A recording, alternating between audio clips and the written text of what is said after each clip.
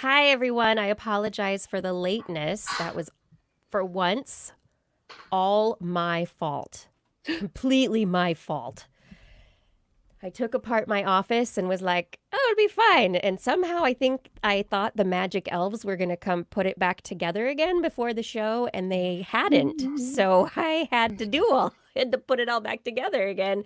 And it's now back together, and we're now doing this show live for everyone, for you who are watching.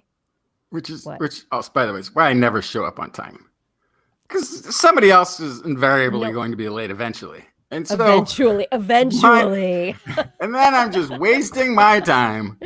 No. Yes, but we are going to do our live broadcast of our podcast right now, which means that you are going to see the live, unedited, unpost-processed, un version of This Week in Science. That's right. It's coming up, right? You guys ready? Are we ready to start it now? Yeah. Okay, let's start it now. In 3, 2. This is TWIS. This Week in Science, episode number 783, recorded on Wednesday, July 22nd, 2020. Why the Earth isn't flat. Hey everyone, I'm Dr. Kiki, and tonight on This Week in Science, we will fill your heads with nanostars, invasive hedgehogs, and brains. But first... Disclaimer. I'm about to give you some advice. The following advice is just a bunch of words being said by someone who very rarely gives good advice, let alone takes any. And yet somehow reigns a desire to, above all else, not look like an idiot. At least not in public, and especially not on a video recorded format like this, where people can watch you be an idiot over and over again by replaying idiotic things that you said. Believe me, I have done it. I know there are clips available of me saying the darndest things, and so I have compiled a list, simple list, 3 things you can do to avoid looking like an idiot in public. Number 1, know what you're talking about. Know at least the basic facts, and more is better. It may require reading or even listening to others, but the more you know about a thing that you are talking about, the less of an idiot you will seem. Number 2, if you say some stuff that you might not pretty sure definitely isn't true, don't ask to be fact-checked on the spot, unless you genuinely, honestly want to know the truth. C, when faced with facts that you yourself asked for, which refute the thing that you previously said, remember that most people watching are not in your payroll, they're not your family, and if you stick to the now proven very wrong thing that you said, they will openly and mercilessly mock you for being an idiot. And 4, do not base the credibility of your intellect on a test designed to look for cognitive impairment. Smart people never brag about how smart they are, especially after taking a cognitive impairment test. That's what idiots do. And lastly, remember, while not being an idiot isn't everything, it is something you are able to achieve simply by listening to This Week in Science, coming up next.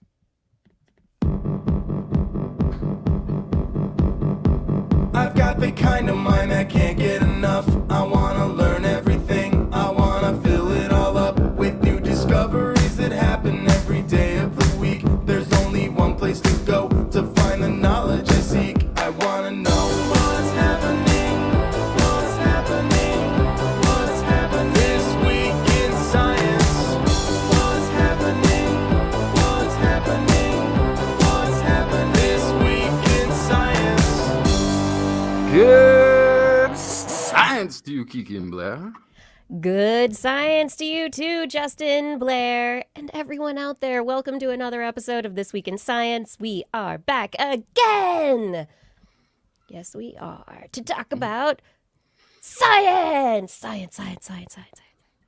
That's right. We're here to talk about science. I hope that's why you are listening to this podcast right now, is that you're interested in science, or you hope to be. We hope to fill your minds with wonder at what the heck we're doing here. No, wonder about the world around you. That's right. I have stories tonight about batting 1,000. Yes, batting 1,000 and a baby picture, a little tiny baby picture, and brains, because brains are my thing. I like them. Justin, what did you bring? I've got silver-coated golden nanostars, breaking a record in 7th place.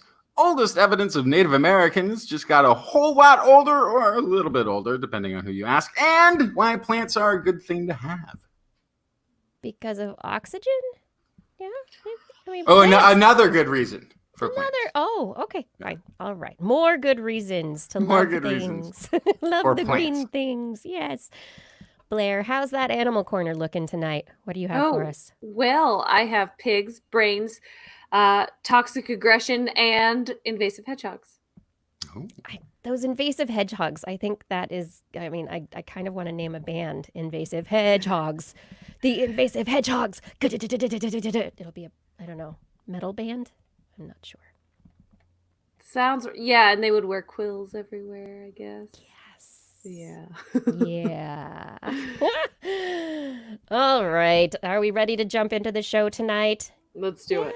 Let's do it. Okay. I just want to remind everyone as we dive on in that if you are not yet subscribed to This Week in Science, you can find us in all of the podcast players: Stitcher, Spreaker, TuneIn, Apple, Google, radio.com. Look for This Week in Science and you will be able to find us. We are also on YouTube and Facebook, and our website is TWIS, TWIS.org. Okay, let's dive into the science. Quick science stories. Let's start off batting 1,000 and set the trend for the show. Yeah, well, batting 1,000, I'm not talking about bats. I'm talking about bats. Not baseball, but bats. The 1,000 animal. of them? The flying mammals that are actually related to whales. Yes. And it's so surprising about the whales. And pangolins. People like to say that they're related to mice, and that's their closest relative, but no. Oh, no. Researchers from the BAT1K, the BAT1000 project, have sequenced the genomes of 6 bat species. And they compared these sequences with many other animals. The results suggest that bats as a group might share a common ancestor somewhere back a ways with horses, whales, pangolins, the aforementioned animals, and dogs. And that they have always had an amazing immune system. That their immune system isn't just good now, but it's always been good. Digging into their genome, they find all sorts of leftover bits of viruses from long ago infections that indicate that they were at one point in time infected by viruses that are thought only to attack birds. So bats get attacked by all kinds of things and are fighting them off. And so they've always had this really strong immune system. Additionally, they have discovered that within the genome, there are lots and lots of replications of antiviral genes. So while they have turned off about 10 genes that are shared with other mammals for the fight against viruses, which you would think, oh, those genes are turned off. They shouldn't have a strong immune system. There are a number of other genes that are very important to fighting viruses that are replicated and that have unique mutations. So looking into those a little bit more in the future might lead us to some interesting insights into exactly how the bat immune system works now and has worked throughout history. The researchers hope that they'll be able to sequence 27 more bat species genomes next year. They're currently applying for funding. 6 this year, 27 next year. I mean, they're just going for it. Yeah. Yeah, they are. It's batty. I mean, I guess that's kind of a weird, I don't know if I would even call it a bright side, but I guess it's something that's happening as a result of the kind of the arrival of COVID is bats and pangolins are getting some research focus that they didn't have before. Yeah. I hope that the pangolins get a lot more research. I mean, Mhm. bats, especially because there are so many species that transfer, they harbor diseases. They're vectors, known vectors. I mean, this is a really important area of research. Yeah, and I think I glanced at this earlier, and well, the thing I found intriguing is they said there was a higher diversity or a higher number of archaic viruses that they found in their DNA, which means it Yeah. sounds like The bats. bits and pieces, yeah. So aside from being, sort of vectors now, it sounds like they've always been like a place viruses like to hang out in bats, which might also like Virus have magnet. led to some of this immunity. So Yeah. maybe that's what you want to study, the thing that gets the most viruses and doesn't die from them. Perfect. Yes, exactly. Now tell me about some of these nanostars. Okay. So this is from these are inverse molecular sentinels. This is the actual official sciencey name for them. These biomedical engineers at Duke University engineered a method for detecting the presence of microRNAs. Very specific ones. They have to sort of know what they're looking for in advance. So they can just take a sample tissue and pull from there it says here sort of without the need for labeling or target amplification. You don't really need to do the amplification, but there is some labeling involved in this after all.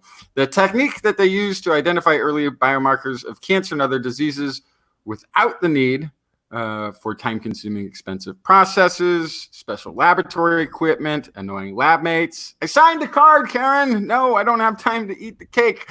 I'm busy with my experiment. No, I can't. And I would appreciate it if you would stop breathing on the samples. No, it wasn't a threat. I don't have time to go down to HR with you right now, Karen. Okay, I'll go eat the cake. Is that okay? You're welcome. Yeah. Okay.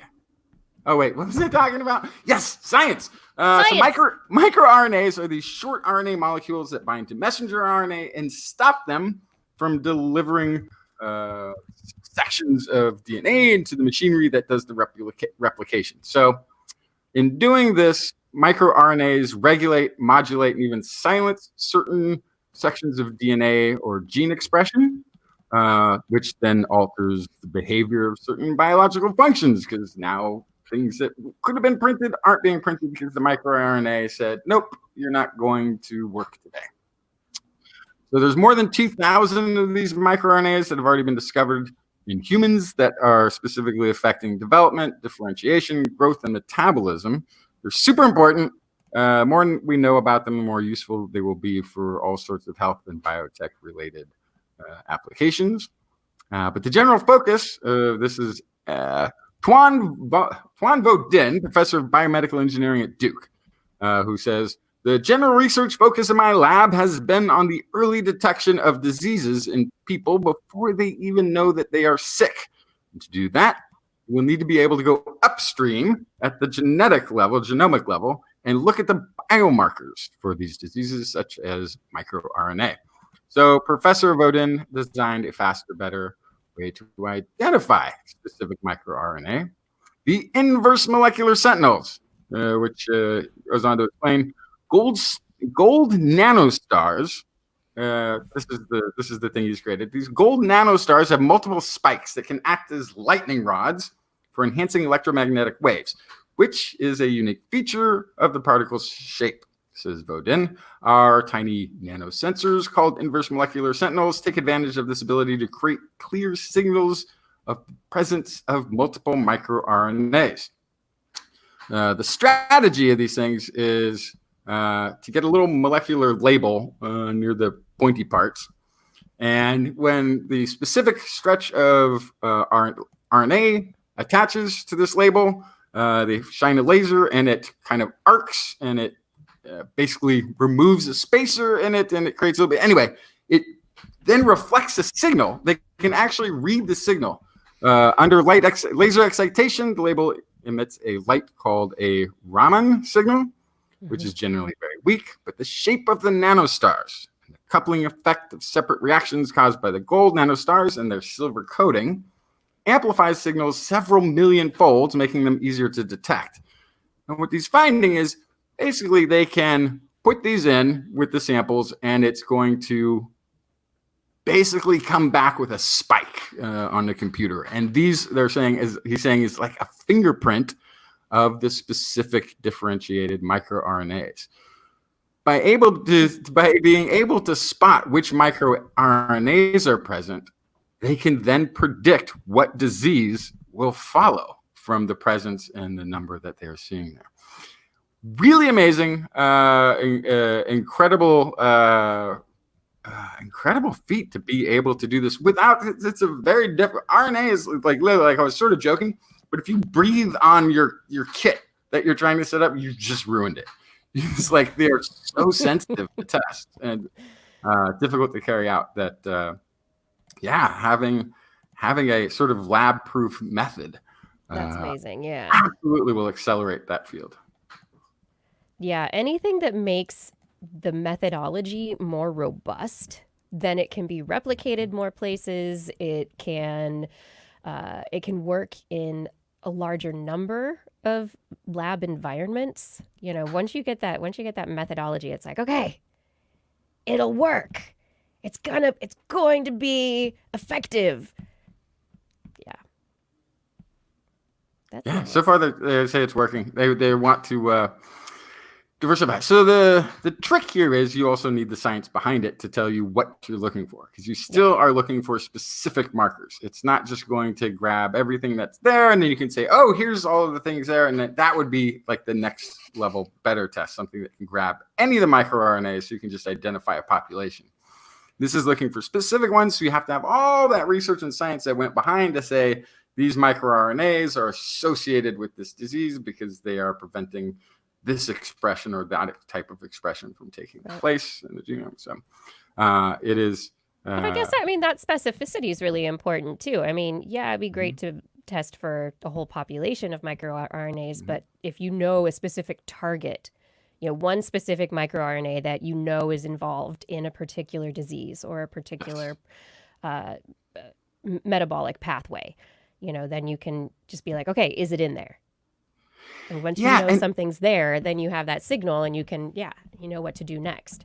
And I'm actually wondering too if the quantity of your feedback is stable. So whenever you're amplifying anything, especially really, really, really small, what you get is a large population, but you can't always tell what the original population sort of looked like. Yeah.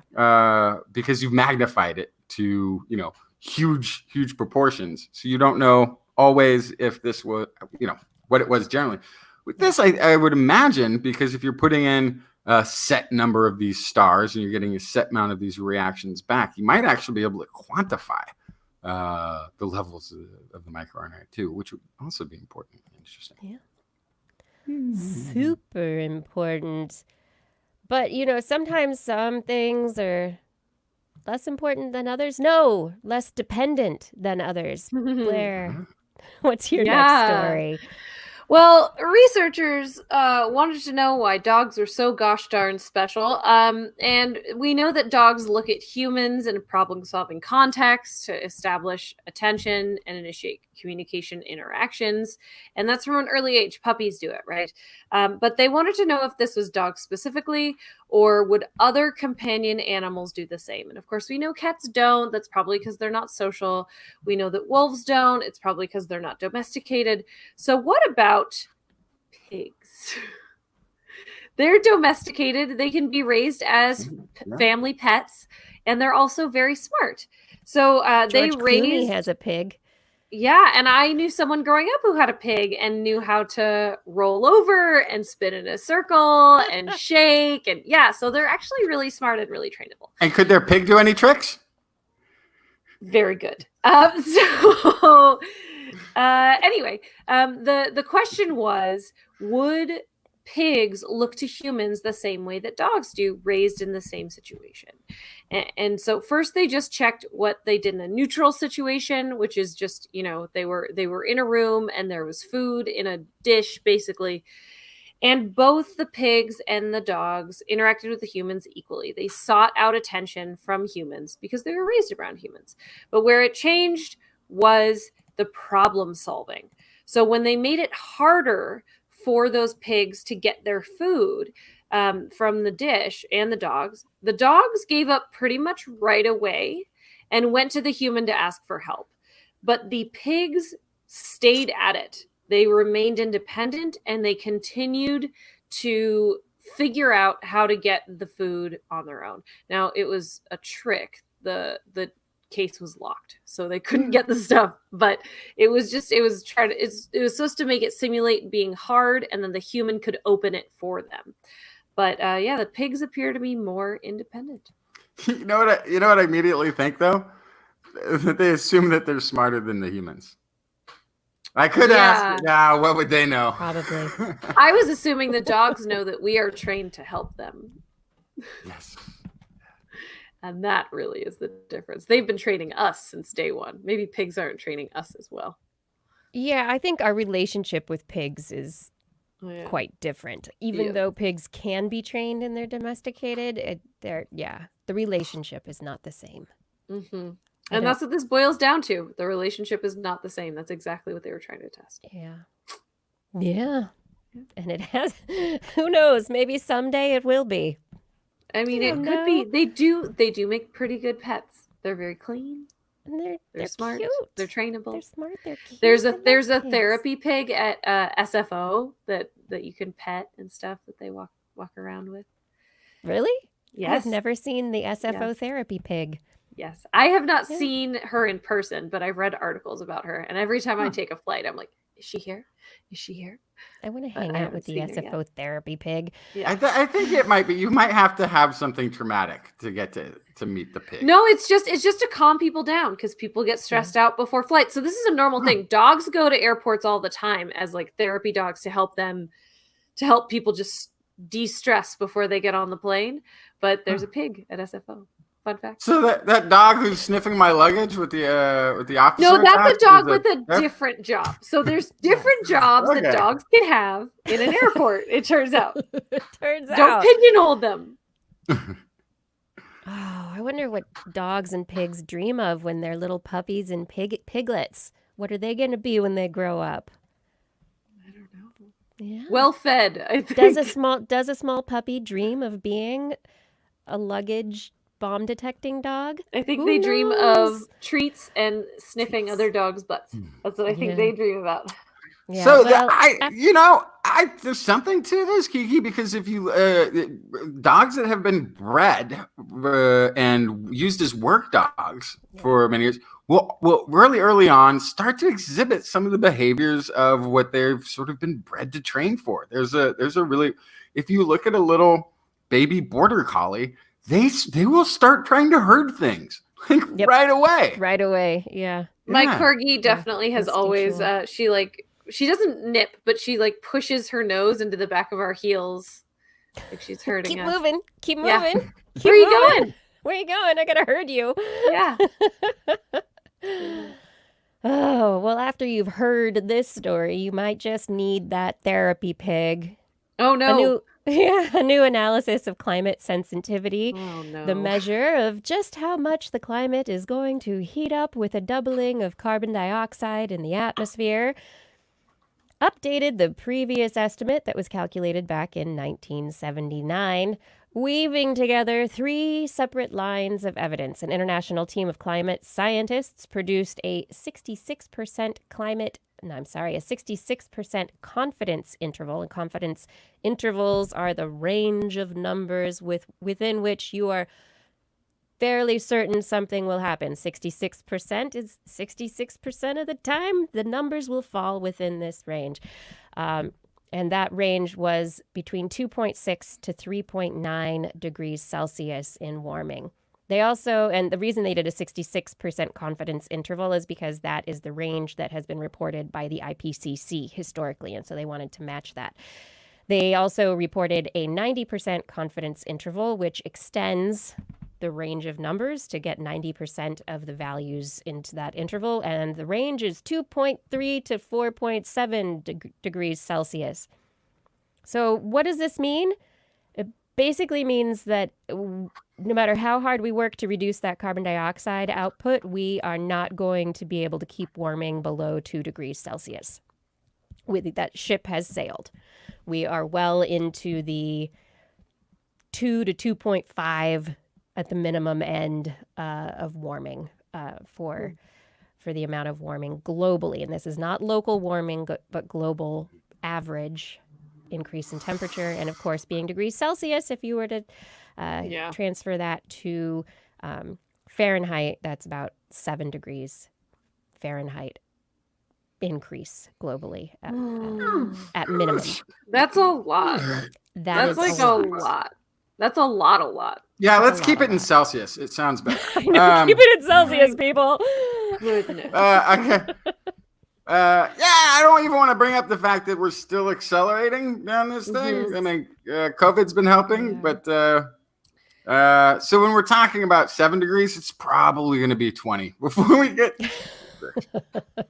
Fingers crossed that it is not, and we can hope that in the next few years we can turn some things around. I am optimistic.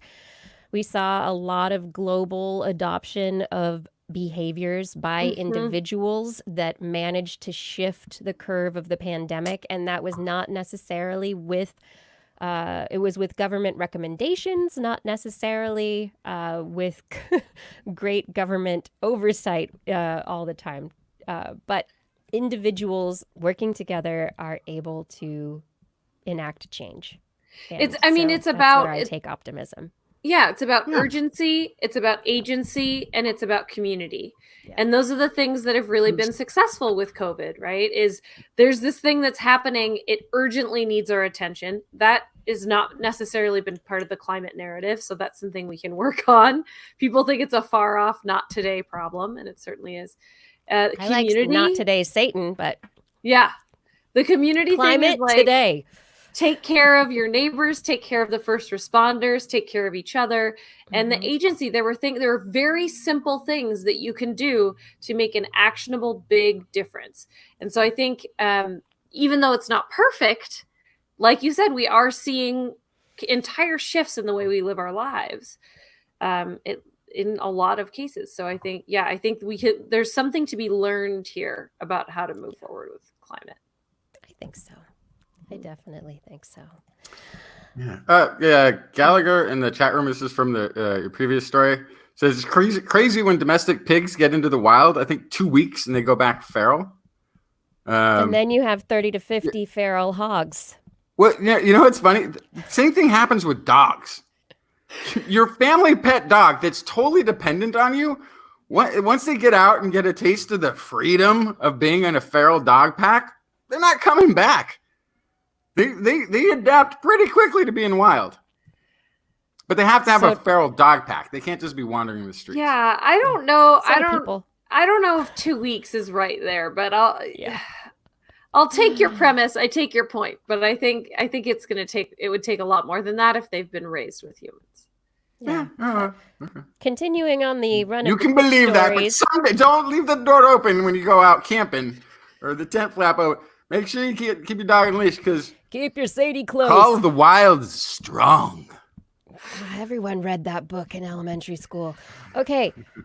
Keeping to the rundown of the quick stories. No, I've got one still. You're just skipping my story. I got one left. Yeah.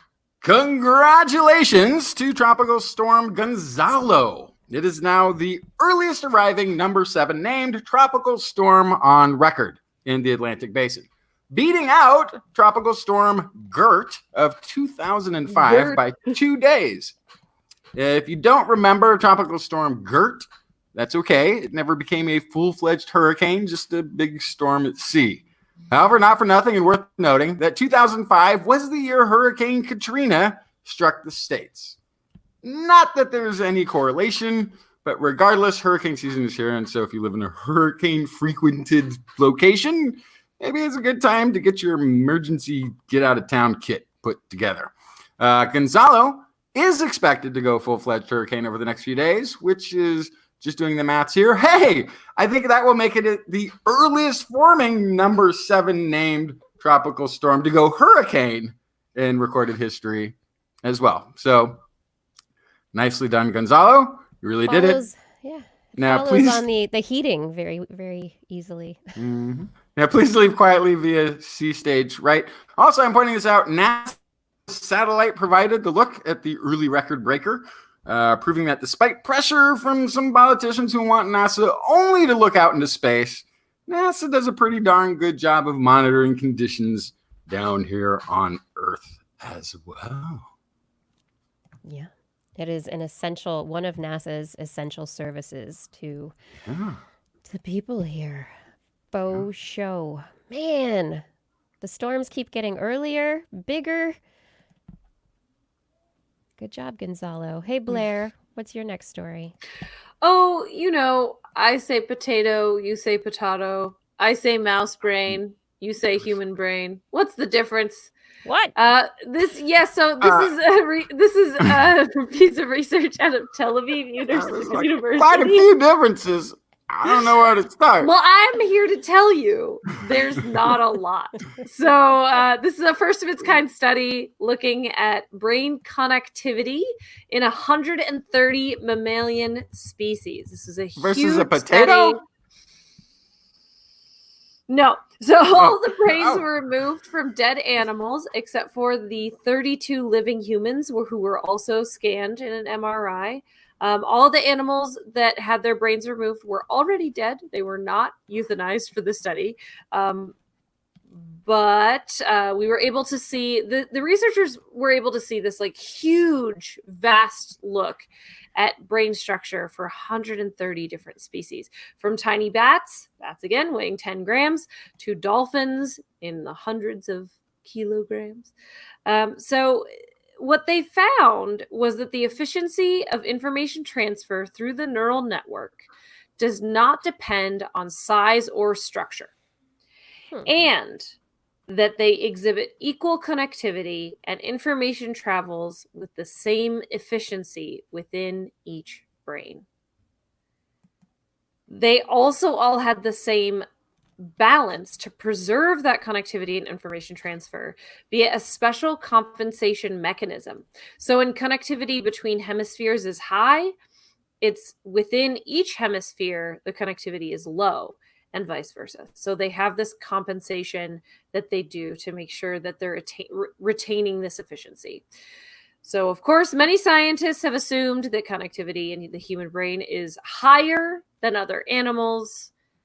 But as listeners to this show are probably not so surprised to hear, nah. Nah. No. Nah, not A brain's so. a brain.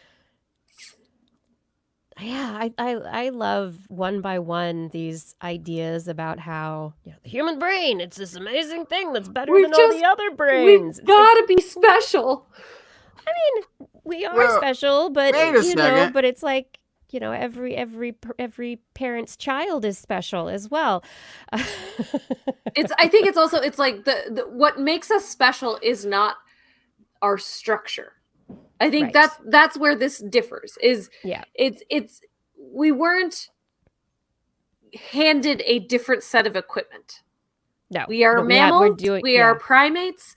We are vertebrates. We have the same equipment as everybody else. It has grown or adapted or evolved to be used in different ways potentially, but we started with the same building blocks. And I think that's the Legos are the same. The properties of the building blocks are the same, whatever mammalian brain you're looking at. But when it comes to, like you say, the structure, yes, human brain, we have more specialized areas of the brain for things like language, different aspects of cognition. We have maybe different connectivity in the sense of what exactly is connected to what, but in terms of information flow, all the stuff that allows that to happen is the same. Mm-hmm. I'm kind of confused by it. Is this just saying that like the speed at which a neuron travels is like the same, or is it saying there's the same number of connections? Like the white matter is no more thick or dense or So they are Right. looking at white matter in the brain so that they could reconstruct the neural network. They reconstructed the neurons and the axons, the nerve fibers through which information is transferred, and the synapses where they meet. Then they compared them, and they were able to use a model to adjust it for size, basically. And then they could create and apply a uniform gauge of brain connectivity, the number of synapses a message must cross to get from one to another in the brain. So it's not just how fast it's firing, it's how it moves across neurons. Yeah. And so our brain seems to be, you're saying, based on this, the same sort of prototype model that all of these animals' brains are based off? So, yeah, they're all the same, basically. Yeah, okay. Yeah, Basically, they're all the same. they're all the same. So Ours was not faster, theirs was not slower. All right, Kiki, why is our brain special then? Why, if it's all the same machinery, how come we can do all these crazy human weird neurotic things and most animals don't seem interested in doing so? Well, animals do neurotic things also, and it's how often are we looking at the odd behaviors of animals? You know, we pay attention to very stereotypical behaviors, and you know, once you start looking at a species very intently and spend your life studying a species, you learn the idiosyncrasies and the nuances to their behavior.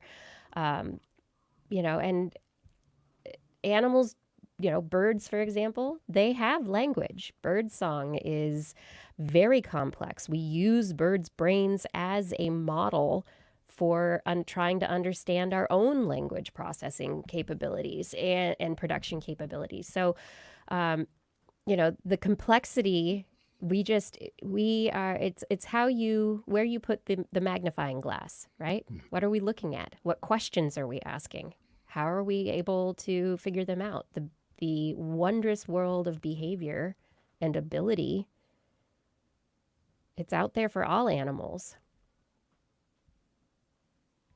Right? Justin wants to know why we're allowed to make podcasts. I think is really what he's getting to. I think that's a great question. I think it is, you know, that is, you know, what makes us human? What allows us to be talking right now and building skyscrapers and making podcasts, and what is it about our brains and our cognitive ability? And it's a combination of things, right? It's a combination of our ability to process information, which lots of other animals have similar abilities, but then also combined with our capacity for teaching each other and collaboration and our physiological, you know, what we look like, our arms, our hands, our ability to manipulate the world around us. I don't know. Talking about your hair last week. Our hairless face that can our emote self-domestication is like a whole thing. Yeah, absolutely. Yeah. So it's a perfect storm of a bunch of things. But the point is, our equipment is not really that different from any other mammal. A neuron is a neuron. Okay, a neuron is a neuron and is a neuron. But am I right then that do we have like a magnitude more blood flow providing energy to this brain? Do we have why bother having a bigger brain if you have just the same connections? Well, we have a frontal lobe and we have some areas of the brain that are bigger. We have, you know, our brain itself is very big, and there are, we need more blood flow to the brain. So but if I may, that was something that happened along the way that was part of the stepwise progression of changes that allowed us to get to where we are. And of course, I absolutely believe that was when we ran for 1 million years.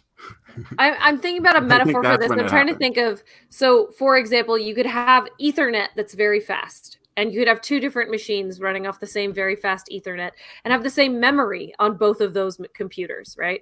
And that's what we're talking about here. Your speed and your connectivity, your memory, let's say, like the ability for the computer to do things at the same time. is Yeah. kind of the same, but your software might be different. And so that's kind of what I'm seeing is you might have really good Ethernet, but be working off of an old computer, and you could have really good Ethernet and a brand new computer that has a whole new programming on it. So I think that's kind of what I'm thinking about is the capacities there, but for some reason our brain does things that other brains don't. As far as so what this then brings We up have is a something newer computer.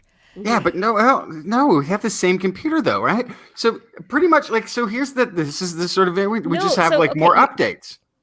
Yeah, but yes, we have, but we have, So here's the same thing. basic structure. We have that same basic connectivity, but there are upgrades. There are parts like our brains have a better, potentially a better video processor, or hey, we're starting to look. Here's the thing. We're starting to we thought that we had more connectivity. We thought that it was a big part of it. Now it's not. So we're moving to maybe individual components might be responsible. What I'm saying though is if that architecture if a big piece of that architecture is in place, the evil genius mad garage or subterranean cave lab that if I ever get funded for, I will run, where you're trying to create a sentient mouse. One of the things you won't have to do is engineer a mouth to have this sort of connectivity in the brain. Maybe other things to work on, but now there's sounds like a big part of the architecture for a fully sentient, able to write mouse. We're able to type on a little tiny mouse typewriter, if you can picture. Some of those hurdles aren't there then. Yeah, I mean, but what we would have to do. So there are thoughts that the crown of thorns neuron might be responsible for some of the higher processing that we're able to do cognitively.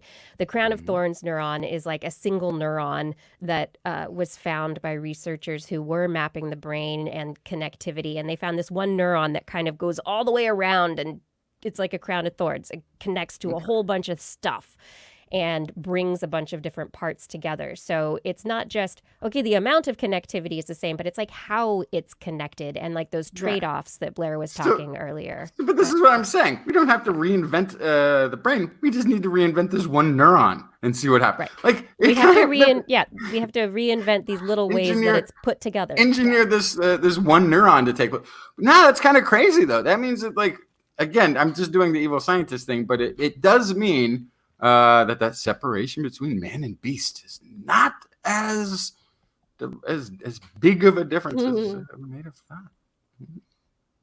Very cool story. It is a very cool story.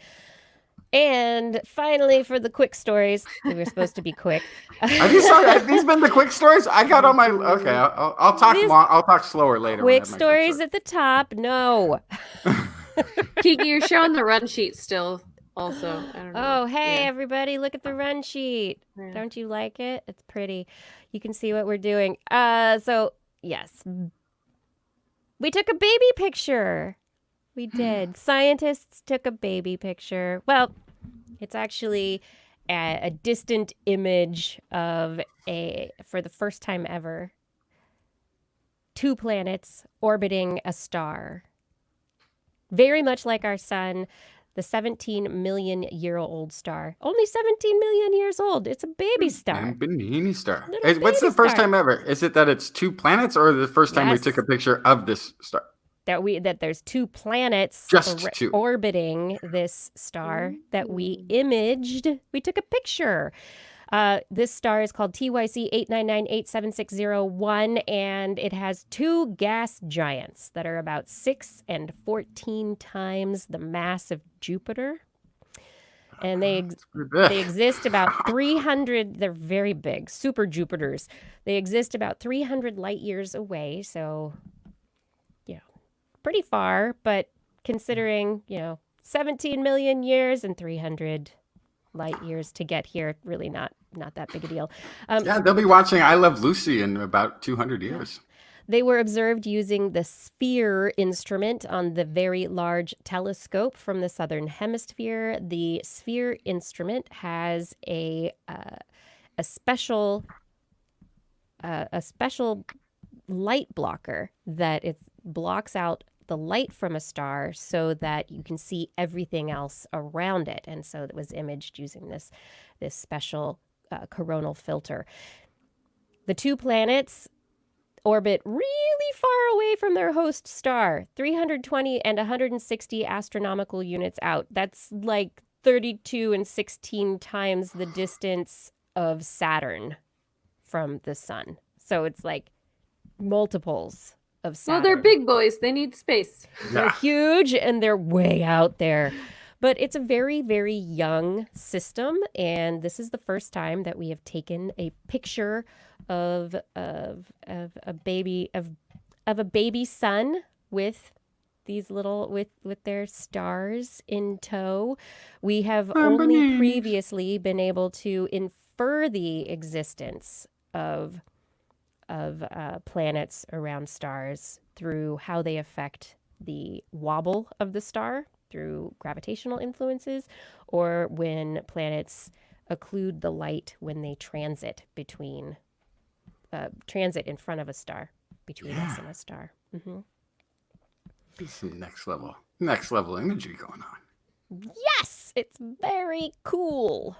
Very, very cool. But it's an interstellar baby picture. We can show it to that star later and be like, look at when you were 17 million years old. You were so cute.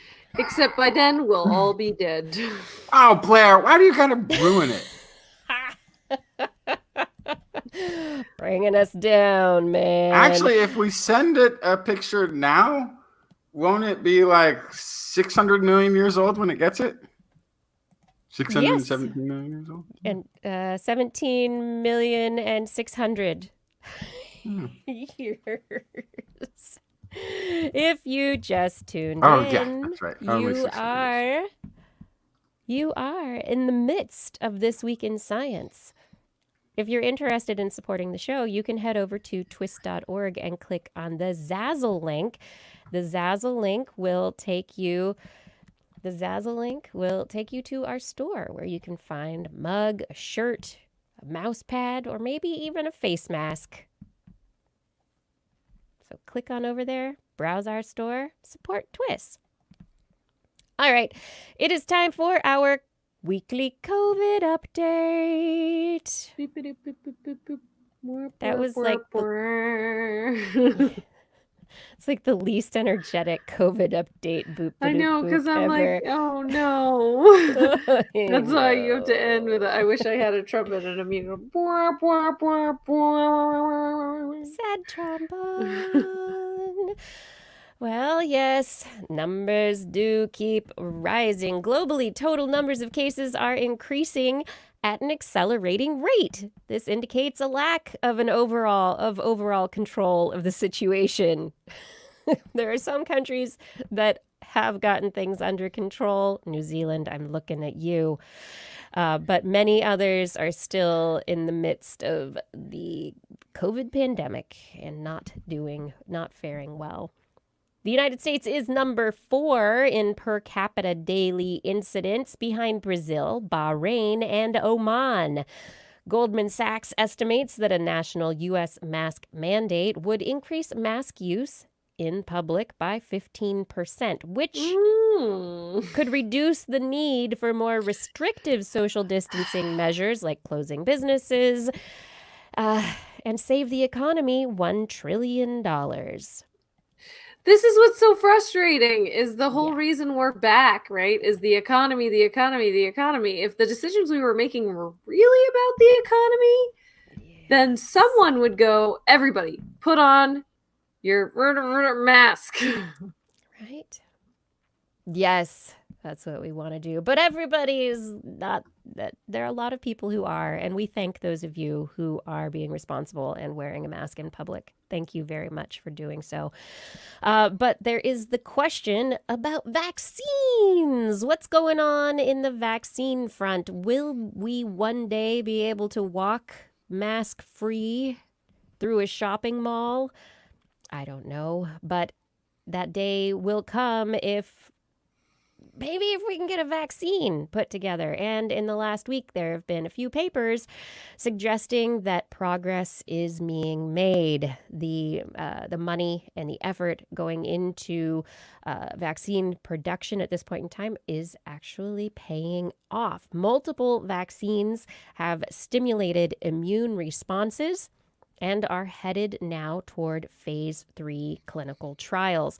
There's currently 10,000 people taking the Oxford vaccine, which has been produced with an a mutated adenovirus vector, and Moderna is looking to begin a trial of 30,000 people for its phase 3 trial.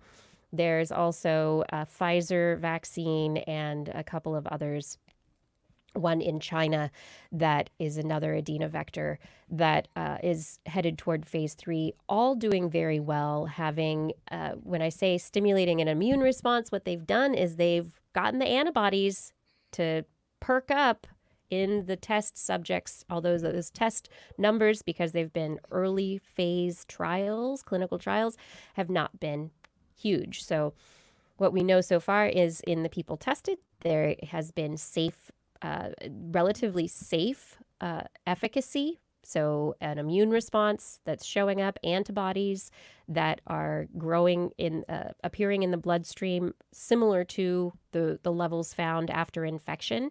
Also, T-cell responses have been measured and detected in some of the vaccines as well, which is important for long-term viral immunity. Now, there was a question from our listener last week, Paul Riley. I punted to this week, and since there's been so much vaccine news this week, I wanted to answer the question from Paul. If a vaccine is just dead virus, then why is it so hard to create a COVID-19 vaccine?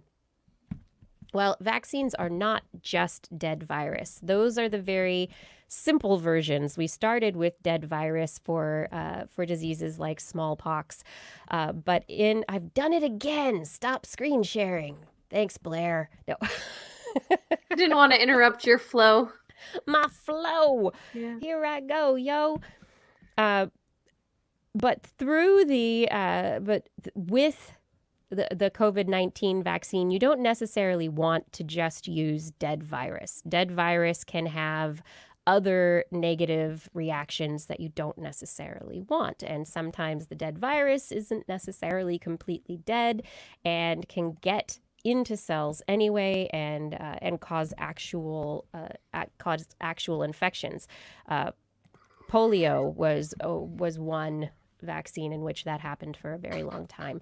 So what they do is they take little bits of the vaccine of the virus, and in the case of the SARS-CoV-2 virus, they are looking at things like the spike protein and taking those little pieces that the body recognizes and attaching them to another vector. So in the case when I said the adenovirus vector, what that is in the case of the Oxford vaccine, I believe the adenovirus is it infects other primates, it's a cold virus that infects other primates, not humans. And so we shouldn't have an immune response to it because it should just infect the cells and give that little bit of the SARS-CoV-2 virus that we are introducing to our cells to the body to react to.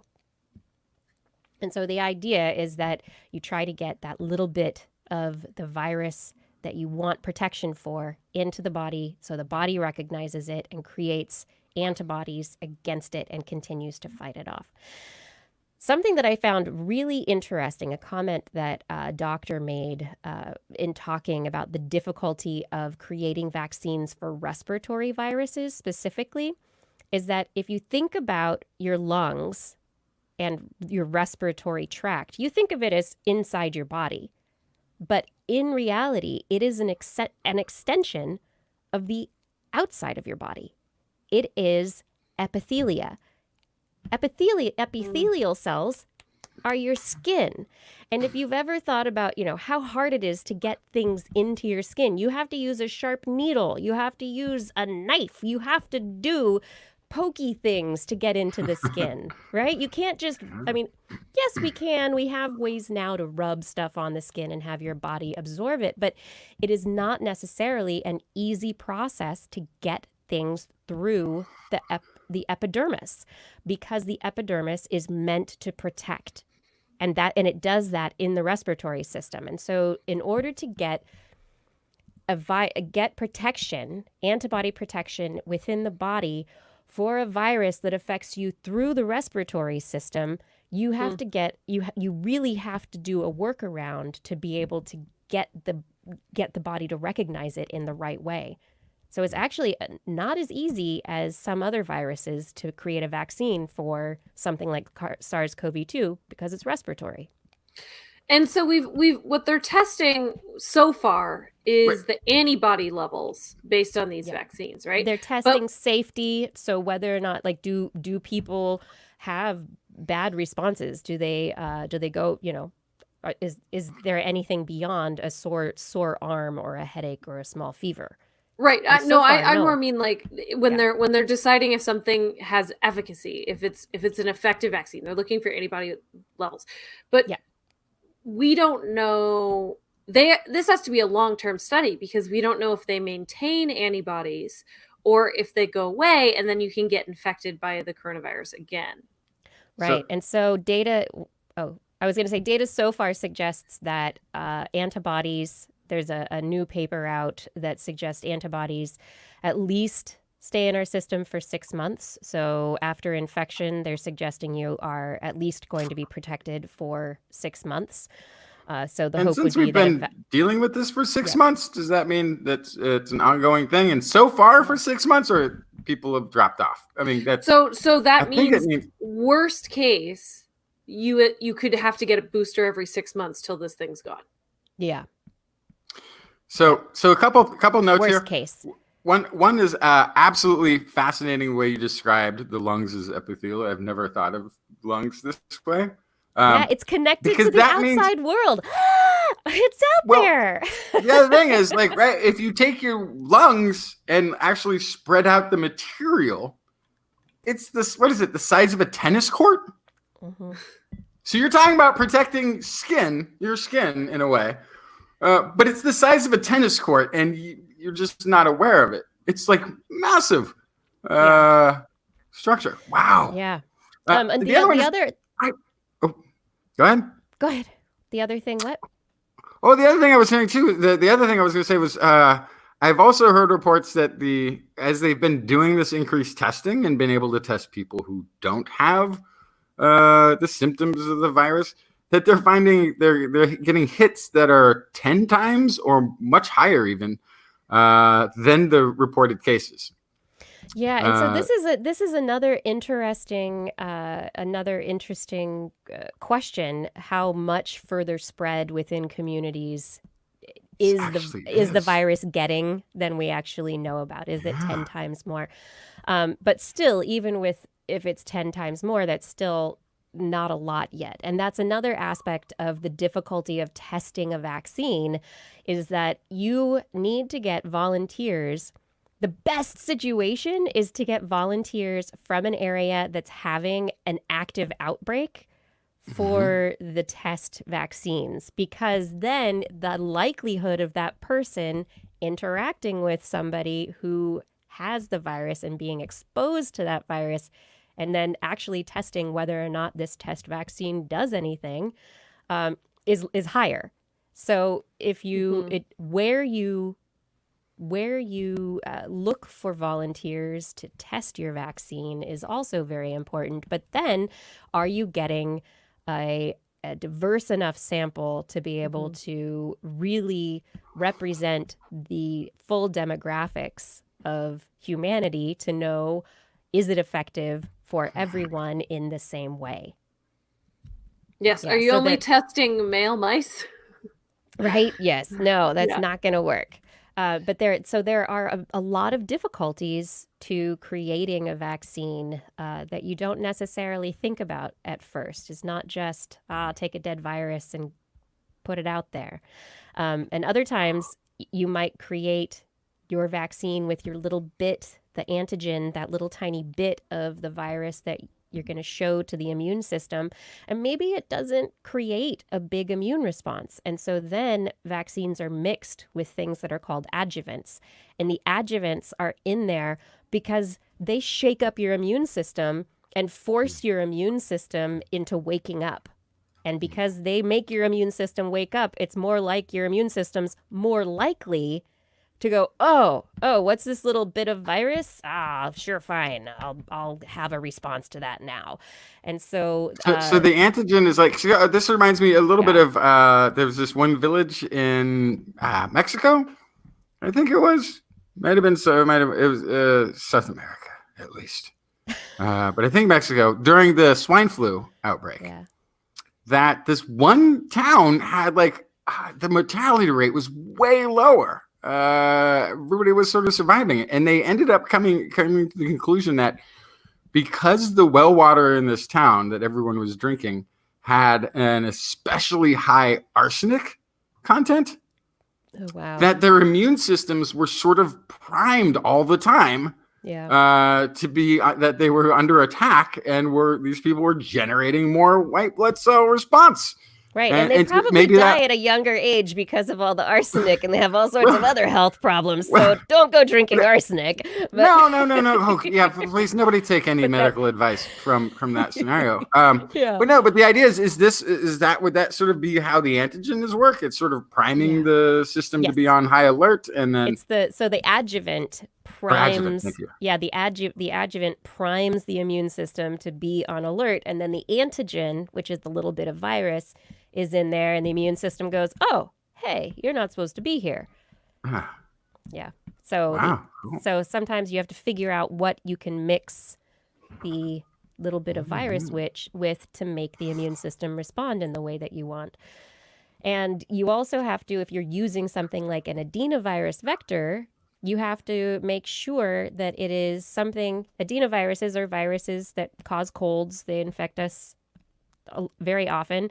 And so if you have a vaccine that is made with an adenovirus that is similar to something you've been infected with before, your body may have an immune response just to that adenovirus, but not to the virus that you're trying to create immunity for. So there are different balances and complications to how we create these things. The mRNA vaccines that are being created by Moderna, they're brand new, and so those are going to be really interesting because they, like a virus, use the machinery within your cells to create antibodies. And so very cool. All sorts of technologies and new ways of doing it, but everything is being tested, which is the most important part, and we do not want them to skimp on the testing. That's for sure. And anyone out there who is volunteering for any of these vaccine trials, thank you for doing that. Thank you so much for helping all of us. Move to and if you happen faster. to be the person of color, any form of minority, go out, find if this is going on in your community, and volunteer for this, because the more represented you are in the study, the more effective the treatment will be for the greater population. Studies are usually done on white men. Well, it's sometimes women, but there is a male bias in a lot of medical testing. Yes, absolutely. The demographic of who's participating in the studies is going to determine the efficacy of the resulting drug on the greater population. So if one of these studies is going on in your area and you can contribute your diversity to it, please get involved. And if anybody has any questions for This Week in Science questions, you can ask about COVID. You can ask about all sorts of other things, but you can email me, Kirsten at thisweekinscience.com, or leave us a leave us a message on our Facebook page. Sorry, I was distracted. My cat just fell out of the sky. All right. But moving on with the vaccine information, once we get a vaccine, that will be the interesting part. And our government is working very hard to try and get everybody access to vaccines once a vaccine is available. New news, the U.S. has agreed to pay $1.95 billion to Pfizer Inc. and BioNTech SE to secure 100 million doses of their experimental COVID-19 vaccine for Americans for free of charge. Now, America has a lot more than 100 million people, so hopefully there will be more vaccines available. Yeah. Who's going to get those vaccines? Who do you think? The National Academies of Sciences, Engineering, Medicine, and the National Academy of Medicine have formed a committee that will develop an overarching framework to assist policymakers in the U.S. and global health communities in planning for equitable allocation of vaccines against COVID-19. So there's a committee. Okay, well, people with healthcare are going to get it first. So that's a whole thing. But I was listening to the news the other day about these different vaccines that are in the works, and that I guess Russia tried to hack in and get some of our vaccine ingredients and all this kind of, and there's this massive competition for somebody to make the vaccine, because other countries will have to pay that country for the vaccine. Yeah. And I don't want to sound like a hippie here, but like this seems counterproductive. It seems like I appreciate the competition, because hopefully like that'll get people going faster. But at a certain point, the fact that whoever figures this out or pushes it to market quickest will become the rich country out of this concerns me. It's not going to be a rich country. It's going to be a rich company. But well, in China it's the same thing. So it depends China on and Russia, right? It's the same exactly. thing. So that's part of where I started to get concerned. It's dictatorship. But yes, the fact that any individual or any nation could kind of push this forward and for end personal up benefit. Exactly. Yeah. That concerns me. I don't know. I don't have any solutions, but I just wanted to throw it out there that I have concerns. That's where it becomes something of a sticky wicket, I believe. Yes. Yeah. Oh, it should be public. Whatever. That's all I'm saying is when we find one that works, the recipe should be free. Yeah. There's another study that came out this week looking at hydroxychloroquine.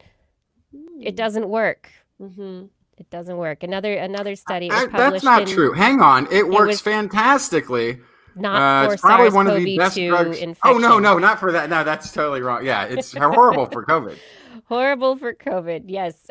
For in use against SARS-CoV-2 infection in non-human primates. I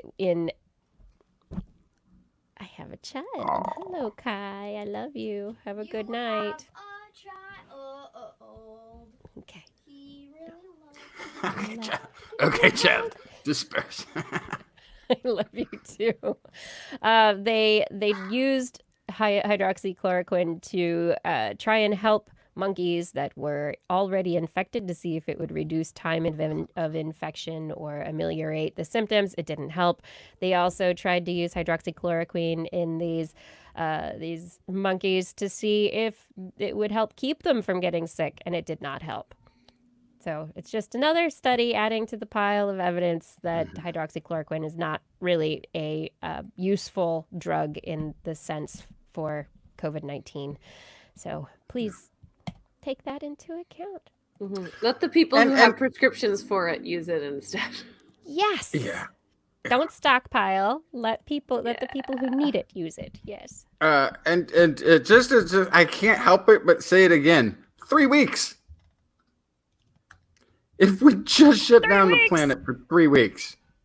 And again, I'm going to push it. I think every year we should take 3 weeks where everybody stays home and doesn't go out and doesn't interact.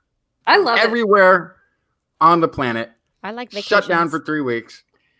We could knock out all these communicable diseases. Well, I mean, not all of them. Not all of still them. have. What these would we call long-term- it? Would we call it disease transmission vacation? Festivus for the viruses. Yeah. It's not a Festivus for the viruses. It's Death to Festivus viruses. for the viruses.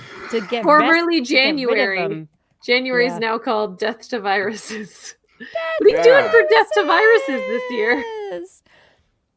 Hey, this is This Week in Science.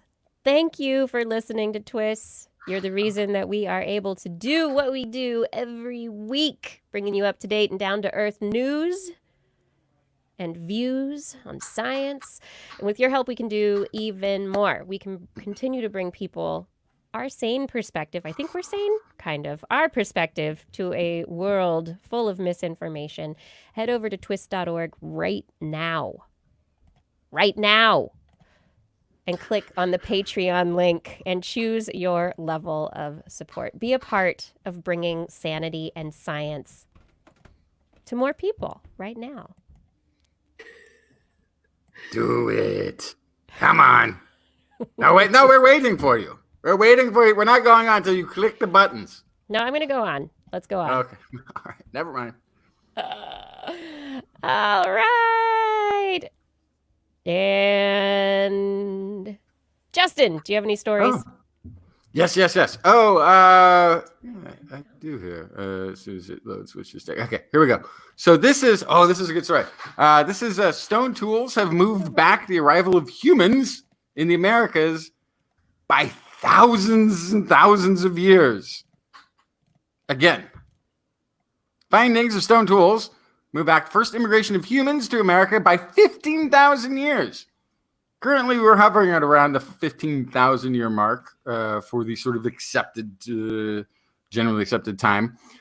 This is revealed in a new international study from the University of Copenhagen, where researchers have analyzed ancient material from a Mexican mountain cave.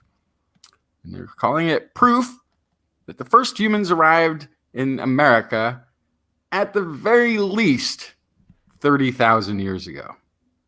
Probably more like What? 30,000, 33,000 or something like this. No. It was 15,000. It was 15,000. Well, or was it? So here's the quoting. Okay, quoting the press release. Approximately 15,000 before science was hitherto able to render it probable. First, couple problems with this. First, there's no need to bring back the word hitherto. There might even be some danger in it. It's gone for reasons. We kicked it out. It's maybe even a little bit dangerous to have hitherto has not been talked about because of the hitherto getting that word removed from use, infectious way that hitherto worms its way into hitherto conversations. Am I saying hitherto? See, this is why we got rid of it. It just starts to creep in. No, it doesn't. To every conversation. It used to. It was Tell the me right. the story. It was the Tell me- right of the. I want to know about Oh. the creeping into the caves. Okay. So creeping into the case. Okay. So that's the first problem. Second problem is French-Canadian archaeologist Jacques Mars, who we've talked about on this show before, and he had a Yukon discovery 30-something years ago in the Bluefish Caves, where he found animal bones worked over by tools that dated 24,000 years old. Which that by itself renders this date completely probable. So this was Jacques Mars. He had his discovery. He went around and tried to tell people about it. He was literally laughed at for suggesting a timeline older than 13,000-year-old Clovis sites. Jacques Mars was right then and is still right, it seems, despite so many claiming to have found the first evidence of older than Clovis over and over again throughout South America. Okay, still, this new study published in the journal Nature is awesome. The team of archaeologists and DNA experts from the University of Copenhagen, as well as universities in Mexico, UK, US, and Brazil, and others, all collaborated on this. The article, this is a quoting voice of Eska Willerslev. The article in Nature is a scientific hand grenade. The fact that it moves back the time of early immigration to America significantly is guaranteed to ignite a heated debate. Maybe. Eska Willerslev and his two colleagues, Associate Professor Michael Winter-Peterson, Assistant Professor Martin Sikora, made up a Danish contribution to the international team of researchers. The three scientists have conducted the DNA analysis of ancient remains from animal and plant material found during the excavations of the Chiquiwa Cave in northern Mexico. They found 1,900-ish stone tools. That is an amazing collection of tools from any site, and it they dated them as far back as 30,000 years. And they also say that they had already developed techniques for producing these tools that were sort of unique to the Americas. Sort of interesting too is that they describe this cave as also sort of having an impression that has 3 meters, I guess, of compacted earth, and in a sort of 6 layers of detritus and dust and all, a 10-foot column of ancient remains, which is so compressed and stable that using various advanced measuring methods, it has been possible to date the layers one by one from top to bottom. So also, wow. Aside from all of the tools, a perfect column, if you will, of data has been stored within this cave. Each layer has contained deposits of stone tools such as knives, scrapers, arrowheads, which the researchers have also been able to date. The cave finds are extremely interesting. These archaeological finds are so far the oldest in America, and the excavated stone tools are of a type unique to America, says Professor Universidad Autónoma de Zacatecas in Mexico, Cyprian F. Andrelan, is saying. Until now, science has assumed, that the earliest immigration in America took place approximately 15,000 years ago. There's also sites, there's one in Pennsylvania, which has been dated at 19,000. But again, it's out of the range. Can't be true. You're going to have to look at this one again. At the time, there were no other. Okay, so at the time, they've been assuming this because of the last glacial maximum that sort of covered North America. And they have always assumed that until that broke up, nobody could get through. So at the time, 30,000, or so at the time, there's this narrow opening, though, that happens about 15,000 years ago, which makes it possible to walk from Siberia onto the American continent and then later down through. So that's been why. It's been part of why the theory has been there, because you can look at the glacial thinning, and it kind of matches up with some of the more predominantly accepted sites, the Clovis sites, and some of the others now in South America. This is my side note to the story. The crossing area that they describe would have actually formed a chain of islands much, much earlier, which we've talked about that in a story on the show. And these islands would have been able to be navigated by a boat, which would have also predated the glacial maximum around 19 to 26,000 years ago and allowed for pleasant enough boat travel down the coast. So if you were boat faring 30,000 years, 33,000 years ago, you wouldn't have that massive glacial cap, but you would have this sort of chain of islands showing up between Siberia and Alaska that you could sort of hopscotch through, which if you have little islands popping up in the sea, you might have something to hunt. Something to hunt on these little islands all the way across. And then you would have had a coast without a glacial maximum. So 30,000 years ago, when the first stone tools were left in the Chiquiwa cave, the ice cap had not yet covered all of North America, which means it would have been possible even to walk down from the North American portion of the continent, says Eska Willerslev. That would have been, it would have been a long walk. But the one thing that I'm thinking about in this whole story, though, is DNA. They found DNA in the cave. I'm going to guess, yes, some of it was dead animals, but part of it is probably also fecal remains. I'm going to guess that part of that DNA is like what animal, like if there's black bear DNA, it's what was the black bear eating? Probably plants and berries and, how are you finding it there? So that's a good guess. They found black bear, a wide range of rodents, several types of bats, as well as sparrow and falcon. Yeah. And it's going to all be in the layers there. Yeah. It's all in layers. And they also were able, it also gives them, because of the different plant compositions changing over time from these different steps, it also gives them sort of climate change information, as well as the sort of biome of where these caves are located over time. It actually is a huge treasure trove of information that will be sorted through and written about and studied for decades to come. Yeah, but, environment, ecology, climate, like all those things tied together, not just, hey, people, tools 30,000 years ago. And so many tools, though. Yeah. So many. I mean, that is amazing. That is just absolutely a dream come true to have all of that to study.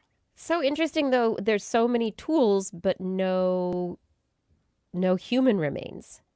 That they're not actually, there's no other. I mean, the tools have withstood the test of time, but you'd think it's somewhere nearby. Maybe not there, but there've got to be burial sites or people remains somewhere nearby. Yeah, so that is very interesting, right?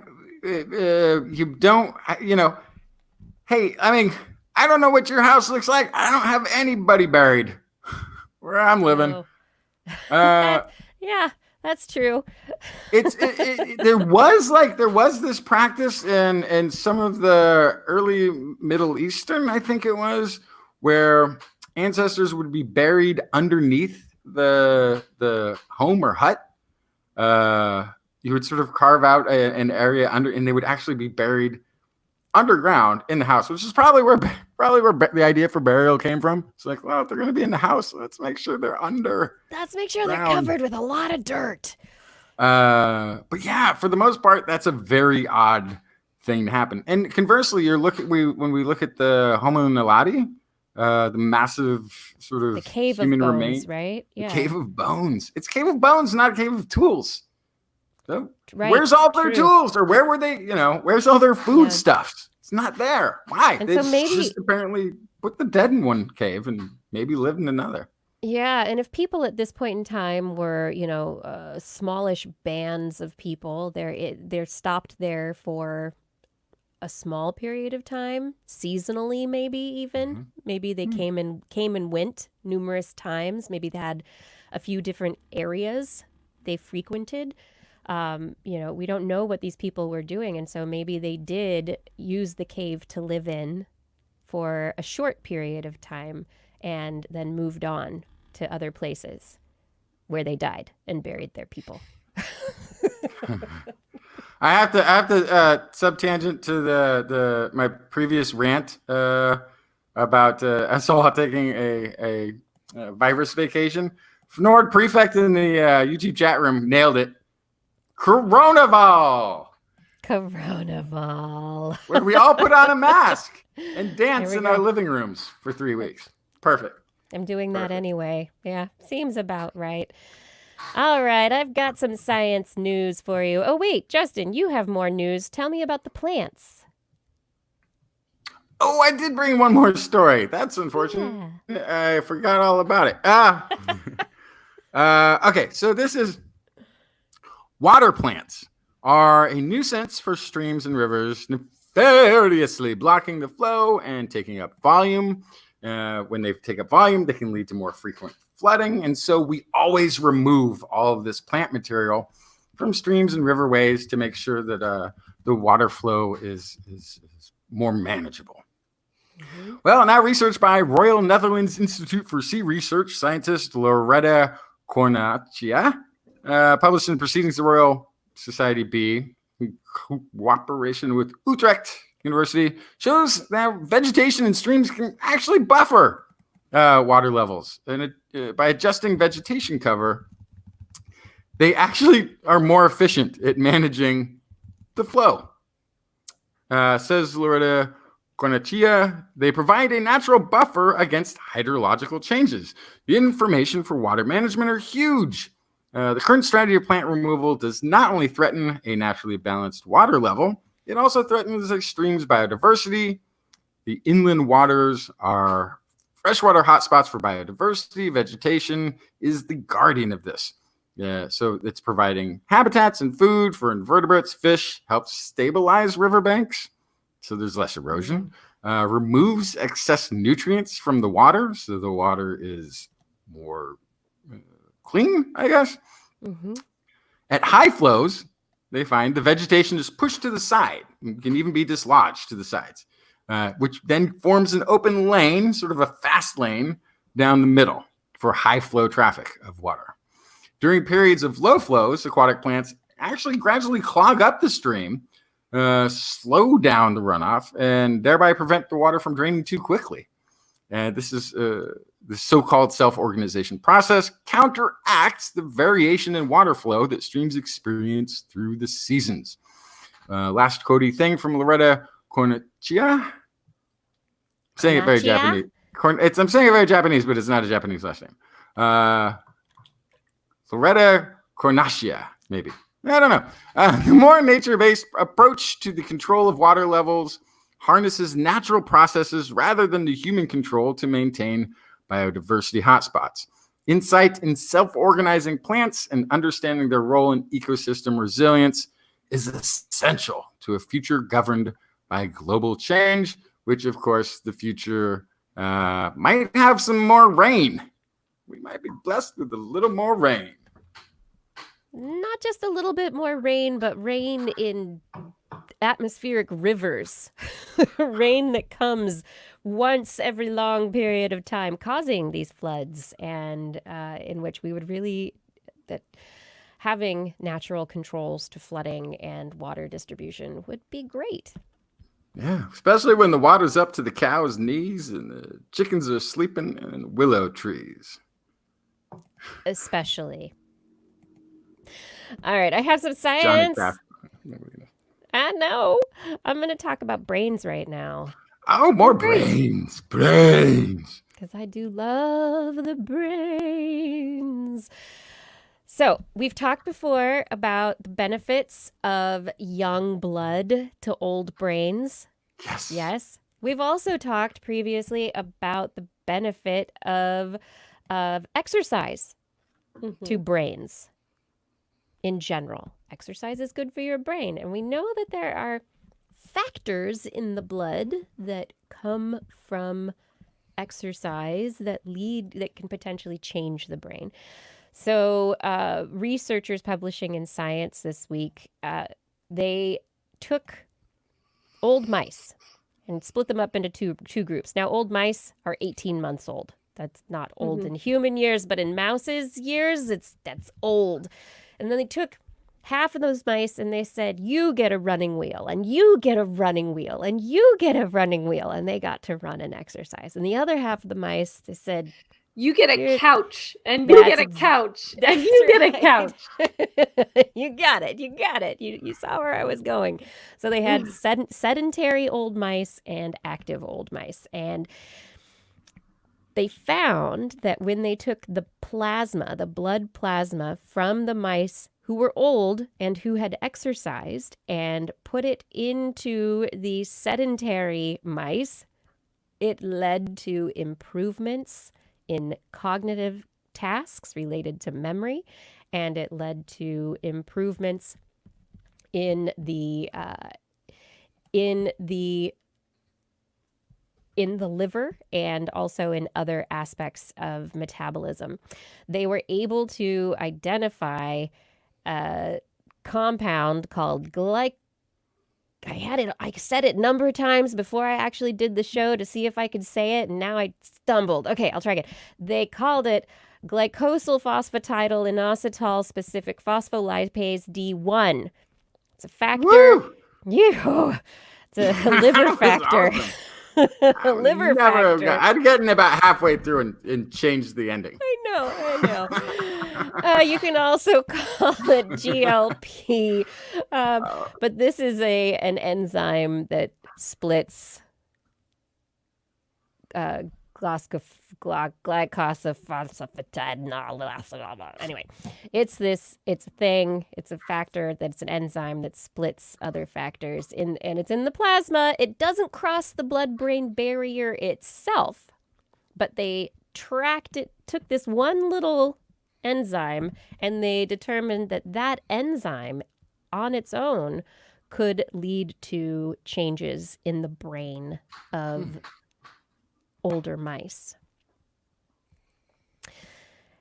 So the study looking at this glycosyl phosphatidylinositol specific phospholipase D1, otherwise known as GPLD1, that they're now going to start looking at this as a way in which blood factors can actually transfer the benefits of exercise to the aged.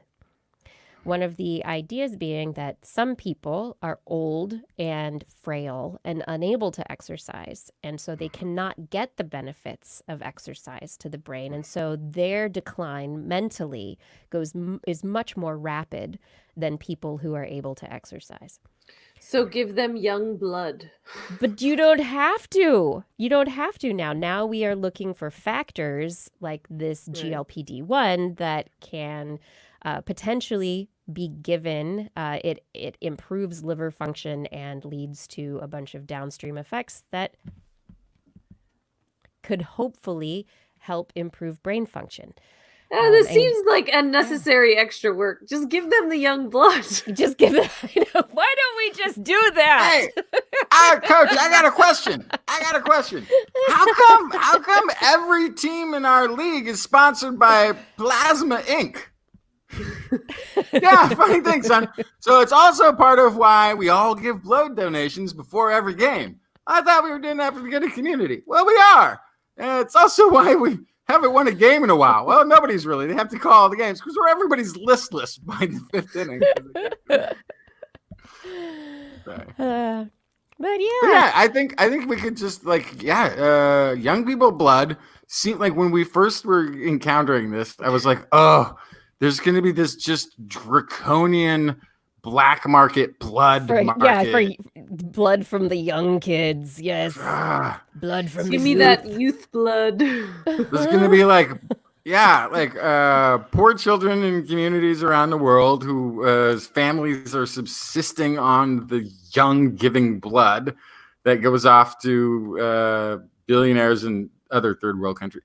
But it would be nice if we could synthesize a way around the whole leeching the young part of. Yep. So looking Make for those us a factors slightly in less the blood. vampiric society. slightly less. Yeah. Yeah, Still but capitalism. it also identifies this liver to brain axis and suggests also that there are aspects of liver health that are important as we age for maintaining the proper factors getting into the blood to maintain the health of the brain. So this is a new area of research, very exciting.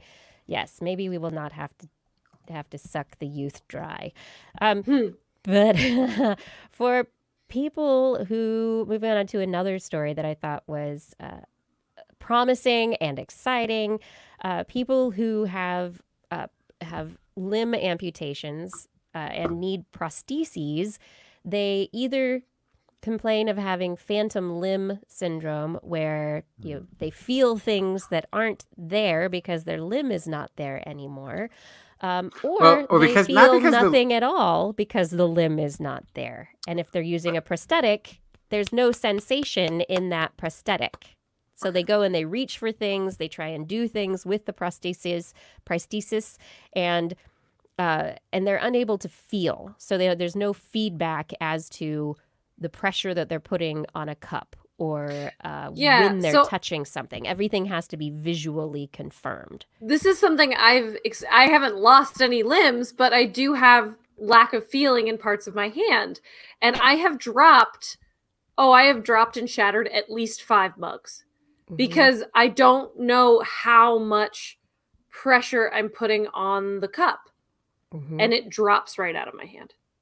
Yeah.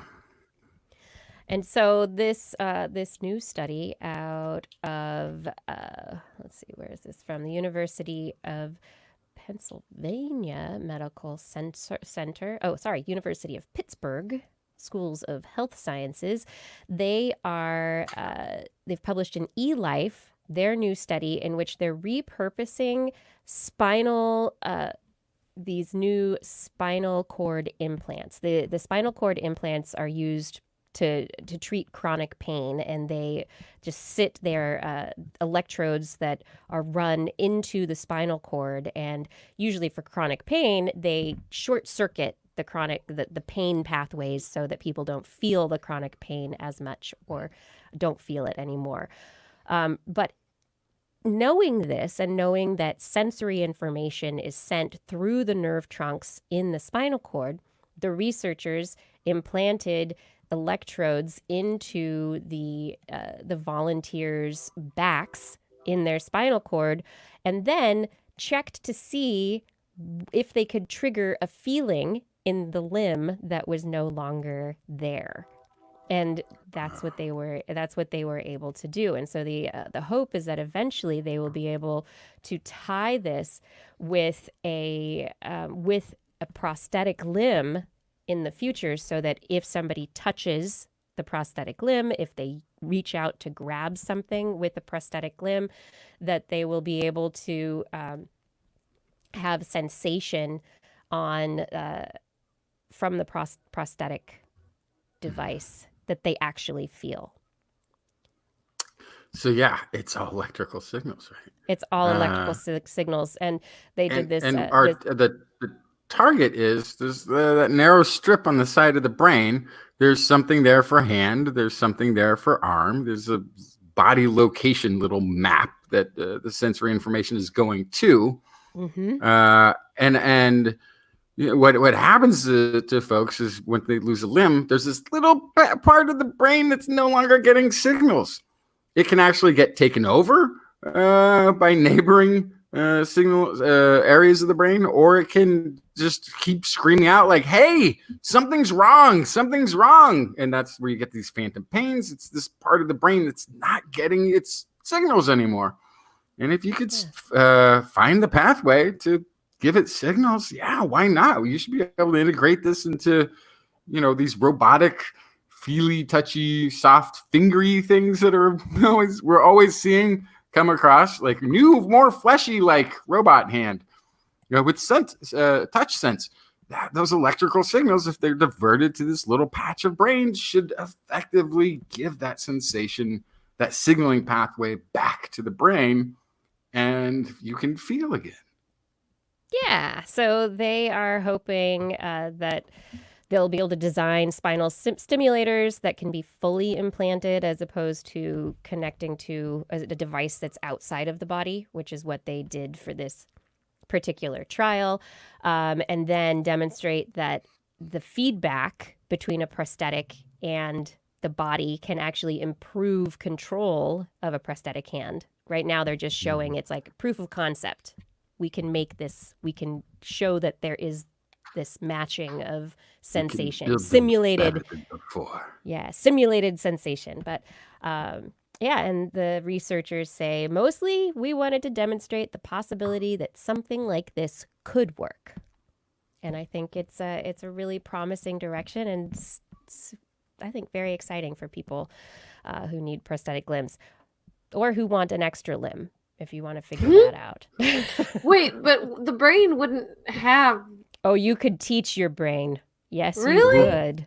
For sure. Yes. I'd take a third arm. Why the heck not? Why not? The question is, do you put it right out the middle or under one of the other arms? That's really the question. In the middle of your back? No, because then you couldn't lay down or sit. That's silly, Kiki. Don't be silly. Oh, sorry. Okay. You would have to go middle of the chest, or I think no. I sleep on my stomach. It couldn't go there. Yeah, it would have to go on the side. Under one of your arms. It'd be in your armpits. Then you'd have really to make need those anymore. Instead of t-shirts. Armpits. Yeah, just have like you'd be like a dragonfly with Oh, you're doubling it, huh? I'm Double doubling. arms. I'm going Four. under. I'm gonna stay. I'm gonna keep. Whoa. I'm absolutely gonna You stay. like that bilateral symmetry. I do. I like the symmetry. Yeah, But yeah. under each armpit, because Then Justin, I figured it out. Right out of the Extra top of your anyway. head. Just an arm right out of the top of your Right head. out of the top. That'd be good.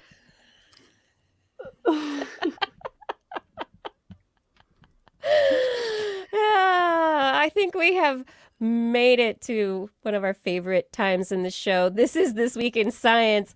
Do you want to help TWIS grow? Get a friend to subscribe today. All right, it is time for... As you're pulling that up in the YouTube chat room, Eric Combs, happy birthday! Happy birthday! I do. Yes, I do get. I get a list of all the birthdays of everybody who logs into the chat room on YouTube. It just auto populates. Eric Combs, happy birthday! Yeah, it's the new data capture thing I added to the. You didn't know about? Well, of course you didn't. I hacked into this. It's okay. It's fine. Happy birthday, Eric. I'm sure he's happy that I said happy birthday. It might be weird that I know it's his birthday, but it's happy birthday. Fantastic. It's time for Blair's Animal Corner. Oh. With Blair. She loves our creatures, great and small. Biped, millipede, no pet at all.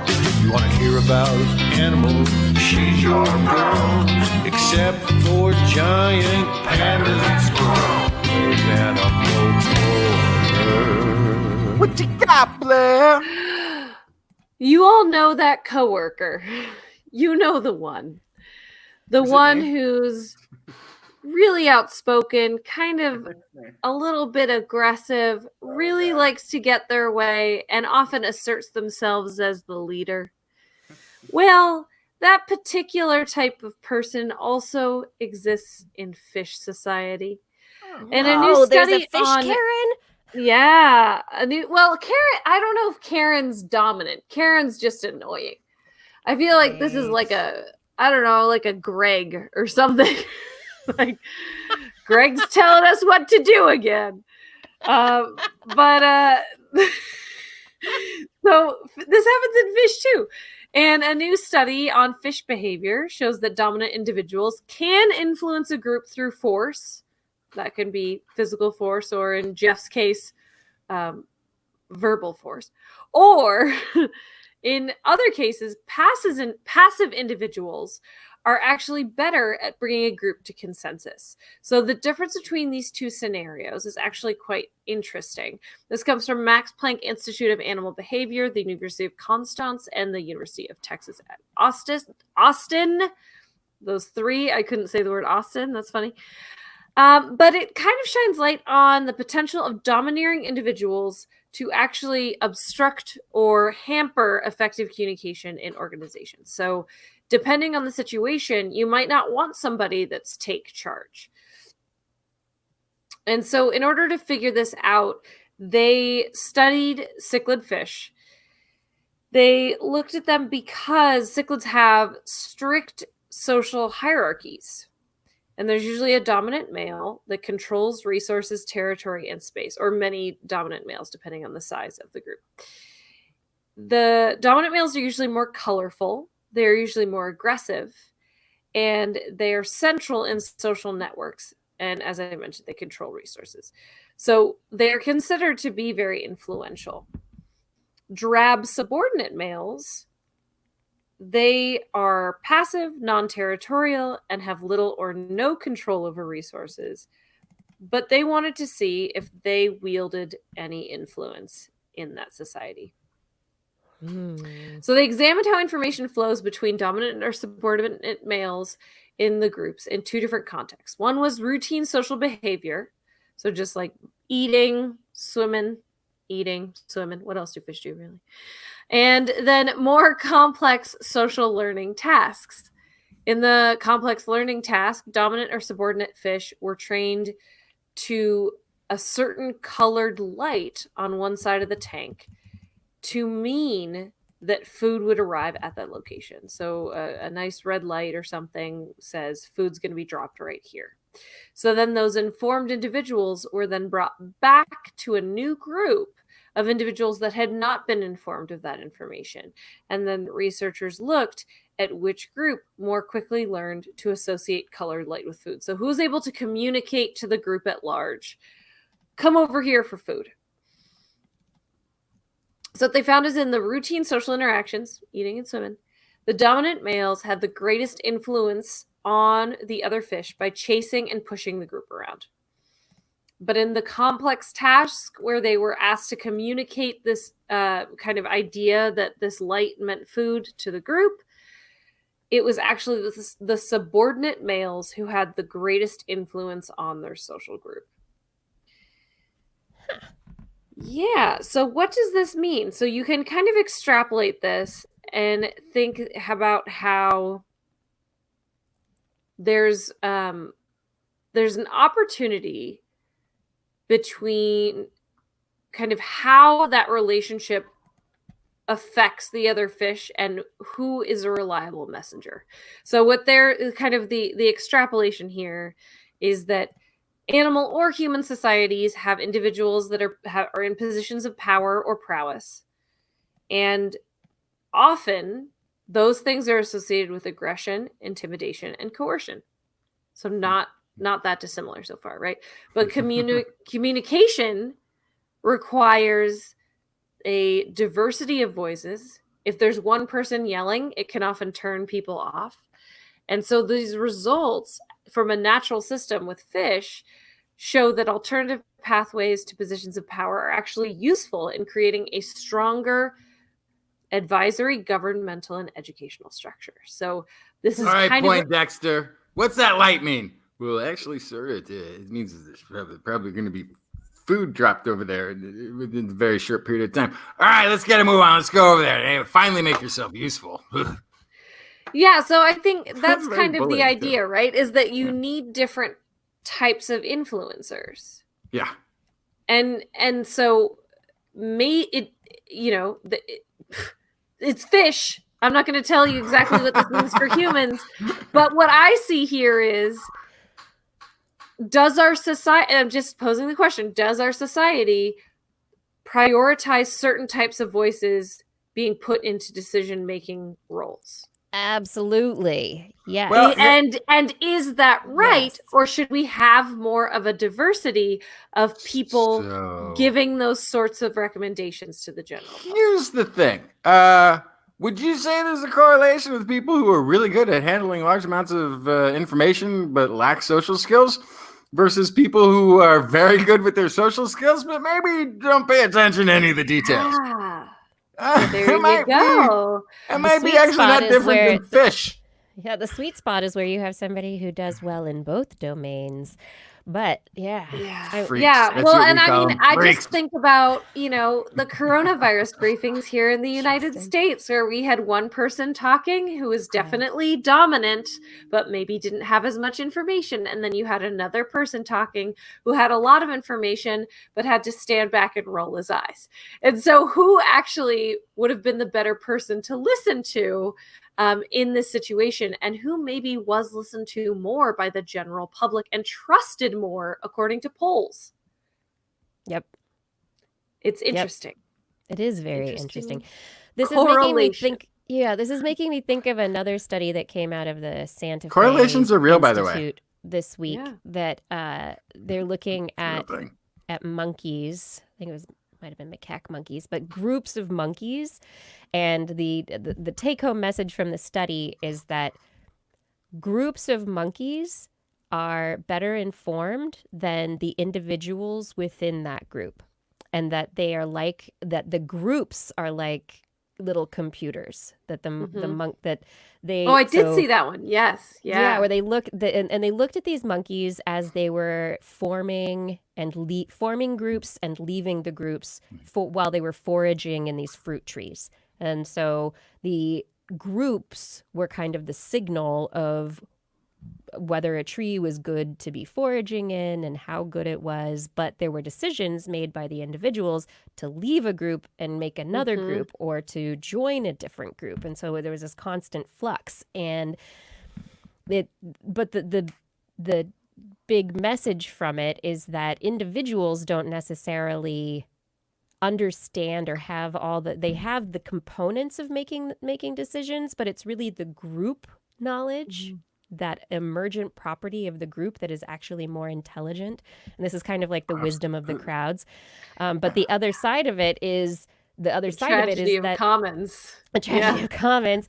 But then there's also, they looked at the fruit trees themselves and determined that these monkey computers were very inefficient, and they could have been using the fruit trees much more efficiently if they had done it differently. So there was wisdom in the group, but not total dominance over that knowledge. Like it didn't make them super efficient and perfect. There were still inefficiencies.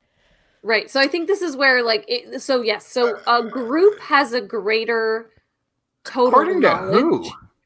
But when you then have to act on that, sometimes inaction is the result or disorganized action. So often you need a leading voice, which in this case with the cichlids, you had one fish that knew something that no one else knew, and they had to take the initiative to kind of show everybody. So a leader still had to emerge. And so that's why, having diversity of understanding and background knowledge is so important, but also there are times when people need to stand up and speak. And it turns out it doesn't always have to be the same kind of person. Right. But the unfortunate thing, though, is in your scenario, somebody pulls the Excalibur out of the stone, and somebody standing right next to him, Mordamus, like, "Oh, thank you. I am now the King of England. Thank you. Thank you very much." But then it makes me think of the rat study from last week, where it was like, well, the rats and people don't always do what is quote unquote right. Who is going to step up if nobody's stepping up? Exactly. So there's actually one of my favorite TED Talks I've ever seen, not to go totally crazy on a tangent, is that actually the initial leader is not the most important person in making a movement. It's the first follower. Ooh. Because you can go and do something crazy and start talking on your own, and you're just one crazy person. But to follow that crazy person is actually putting yourself out there in a big way. And then for every additional person that's following, it becomes less risky. But the risk is actually highest for the first follower. Yep. So it's interesting that everybody has an important role to play. You don't have to be the change maker, but starting a support system is often more important. I think it's very interesting. Mm-hmm. Can't have a pyramid scheme without what? No pyramid schemes. No. Wait, what? No pyramid schemes. No. No, that's what all power is. Yeah. All Speaking forms of power. Conspiracies, let's talk about invasive species. Invasive hedgehogs, my metal band. So invasive species, in particular, this one is looking at hedgehogs and ferrets, which are animals that I talk about through my day job all the time because they're illegal to have as pets here in California and in Oregon. And in a lot of the United States, because they're not from the United States, and they have a huge potential of becoming invasive in any place they go that is not where they're from. Hedgehogs, because they are so good at protecting themselves, and ferrets, because they are amazing little hunters. So all of that together means they have a potential to wreak havoc on an ecosystem that is not theirs. And because people have them as pets, this is often why they're released into the wild. Whenever an animal is a pet, the likelihood they could escape or be released is high. People don't understand this animal isn't from here, and they just let it go in their backyard. And it can cause a huge problem on the ecosystem. And so how do we either eradicate these invasive species or reduce their negative impact on an ecosystem? And so this was looking at ferrets and hedgehogs in New Zealand, a place where they are invasive as well. What isn't invasive in New Zealand? Sometimes it feels like there's more invasive animals than local animals. But ultimately, because they're an island, they're especially susceptible to these problems. And they were trying to figure out how these animals hunt, and specifically how they find and target prey, to see if they could use that information to reduce their impact on the ecosystem. And this is also based on the idea that both of these animals are nocturnal. Both of them are extremely reliant on their sense of smell. And previous research has already shown that chemical camouflage could be effective in deterring other invasive species from harming vulnerable bird populations. And chemical camouflage is when you basically just spray a whole bunch of bird nest odor all over a space before anybody lays any eggs. So then they keep going, is that fresh eggs? And they walk over and they're going, oh, there's nothing here. And they do that for like a month before the eggs even show up. So then by the time the eggs show up, they're kind of jaded and they're over it. They're done looking for that stuff. Like, that's a false signal. So the chemical camouflage has been used in the past. And so the researchers wanted to see if and how chemical camouflage could be used to protect birds from ferrets and hedgehogs. So they found how these animals were using their sense of smell was really the crux. So they are using their sense of smell to locate prey. For ferrets, they're eating things like rabbits and large game. For hedgehogs, mostly they're eating insects, but they're both opportunistic. So if they find a free meal in the form of an egg or a baby chick, they're going to take it. Right. Wouldn't anyone, right? I would. So if you found a free meal, no strings attached, you would take it. Meal. Yeah. Yes. So how did they do this? They captured local ferrets and hedgehogs, and they ran them through a series of controlled treatments in outdoor enclosures. They resembled natural habitats, and they wanted to see how they categorize smells. So whether they group smells into types of birds or how they habituate to smells, how do they process this input? And so from that, they found that their hunting strategies and their priorities were specific and very easily manipulated. So it looks like ferrets generalized all avian smells. Avian smells. I said that They right. really Yes. want those eggs. So basically just like any bird smells great. Hedgehogs were much more specific. So they were really looking at maybe ground nesting bird eggs that are around a specific type of year. So it was kind of more specific. It makes sense. I mean, hedgehogs they're not climbing trees. No, and they are seasonal. So hedgehogs, They I know hibernate. this for African hedgehogs. I'm not 100% sure about the European ones, which I think are the ones in New Zealand. But African hedgehogs estivate. So they go through summer hibernation. Right. So they are extremely seasonal. So it would make sense that they'd only be smelling for animals that lay eggs when they are awake. So that would make sense. So based on all of this, they think that they will be able to protect bird colonies by distributing specific smells around an area, saturating it, and therefore doing this chemical camouflage for hedgehogs and ferrets. They become accustomed to the smell, they ignore it, they seek out other prey. So no birds for you. Yeah, Get away and this from also the birds. It's general enough that it might be really hard to synthesize or capture a ground quail smell that is, a protected species. But it seems like they can be much more general. They could put out chicken smell and it would be enough. At least for the ferrets. Mm-hmm. Yeah. Definitely. Hedgehogs might be a little bit more difficult. Perhaps. I don't know. It's so funny. When I think of hedgehogs, I mean, I guess, being invasive, being a pet species, that totally makes sense. But at the same time, I really do not think of hedgehogs as this incredibly efficient hunter and survivalist in the wild. I think of hedgehogs as these little cute little things. Ferrets, on the other hand, yeah, they're gonna get in there. They're wily. They're predators. They can hunt full-grown rabbits. Yeah. Yeah. So ferrets, I'm like, yes, I'm down with. But the hedgehogs, I'm having some mental gymnastics to make this work. They're not hunting. They'll eat an egg. Is really what it's about. I came across an egg, I'm going to eat it. But I mean, here in California, that's not even the main concern. The main concern is that we have indigenous small mammals that live underground. And hedgehogs live underground, but they're terrible diggers. So they actually steal other animals. Yep. So they go underground, stick out all of their quills, and get out. This is my house now. And that pushes those animals up where there are hawks and snakes and other animals waiting. Exactly. You know who loves hedgehogs? Who? Hawks. Yeah.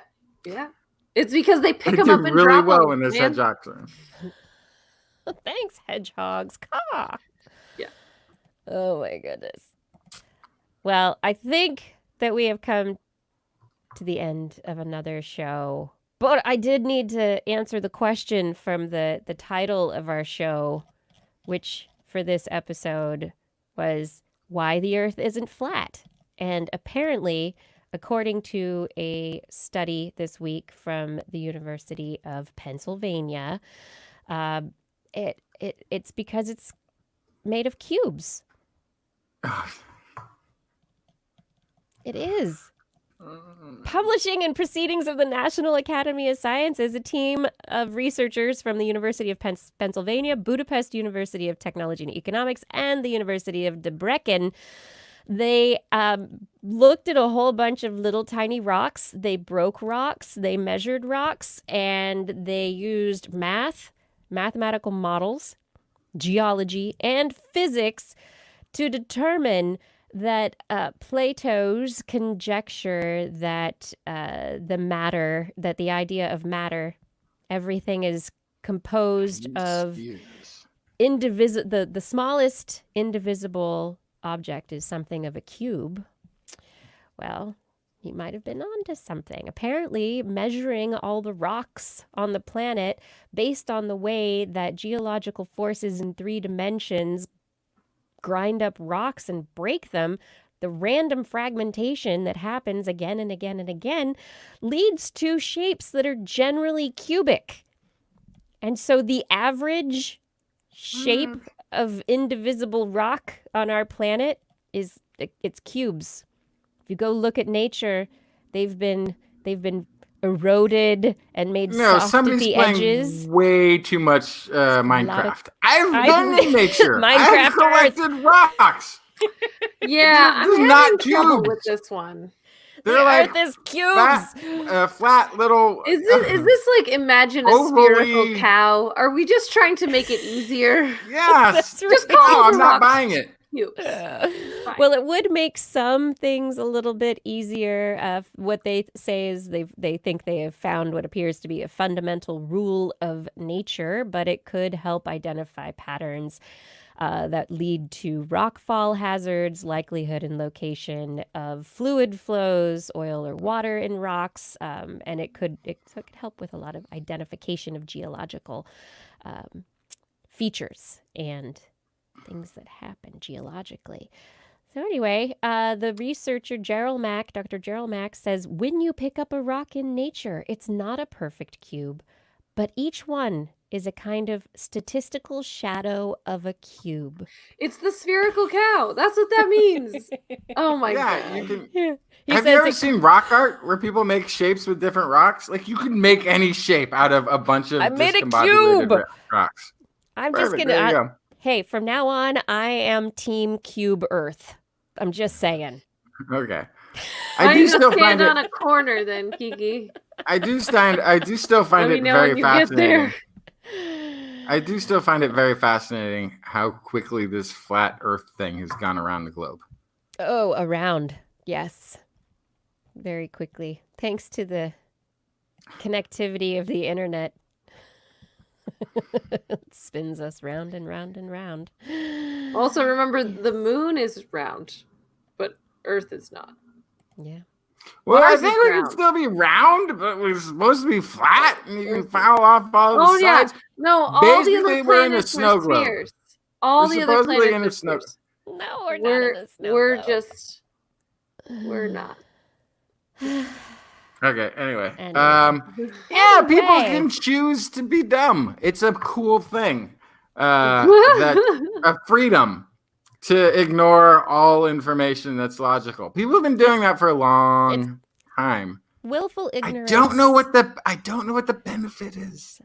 I don't well, get the win from being dumb, intentionally uninformed. I don't understand what you achieve by when that. things make sense to you in your view of the universe, if it all makes sense to you, there's comfort in that. Science has a lot of uncertainties, and uncertainty leads to fear, and so and it also leads to a displacement of understanding your place in the universe. Mm-hmm. If things are certain, if things are definable and understandable within your boundaries, it allows you to know your place as a human in this, as at the center of the universe, right? Okay. Yeah. So I should stop calling. I should stop calling people. It's identity building and philosophically fulfilling to find that certainty. Well, You're it's right. also And the less you understand your place in the universe and your impact upon it, the less responsibility that you have. So from now on, I should stop. You're right. I should stop calling people ignorant or stupid for having these beliefs, and should just call them cowards instead. Okay, that's fine. I'm comfortable with that. I can do that. There is a wonderful article that I shared today on Twitter from I don't remember what media outlet it's from, but it went through the top 10 things that you can do to talk to people who believe in conspiracy theories. The experts they spoke with for the article are people who do research in the area of conspiracy theory and psychology, but also from the subreddit. Conspiracy theories. There's a subreddit on conspiracy theories, and they have rules on how to interact around the conspiracies. And the moderators of that group had recommendations on how to help talk to people and talk people through things and potentially change their minds. So there's a great article out there. Yeah, there's the first thing is finding something you share in common, finding a way to relate as a person.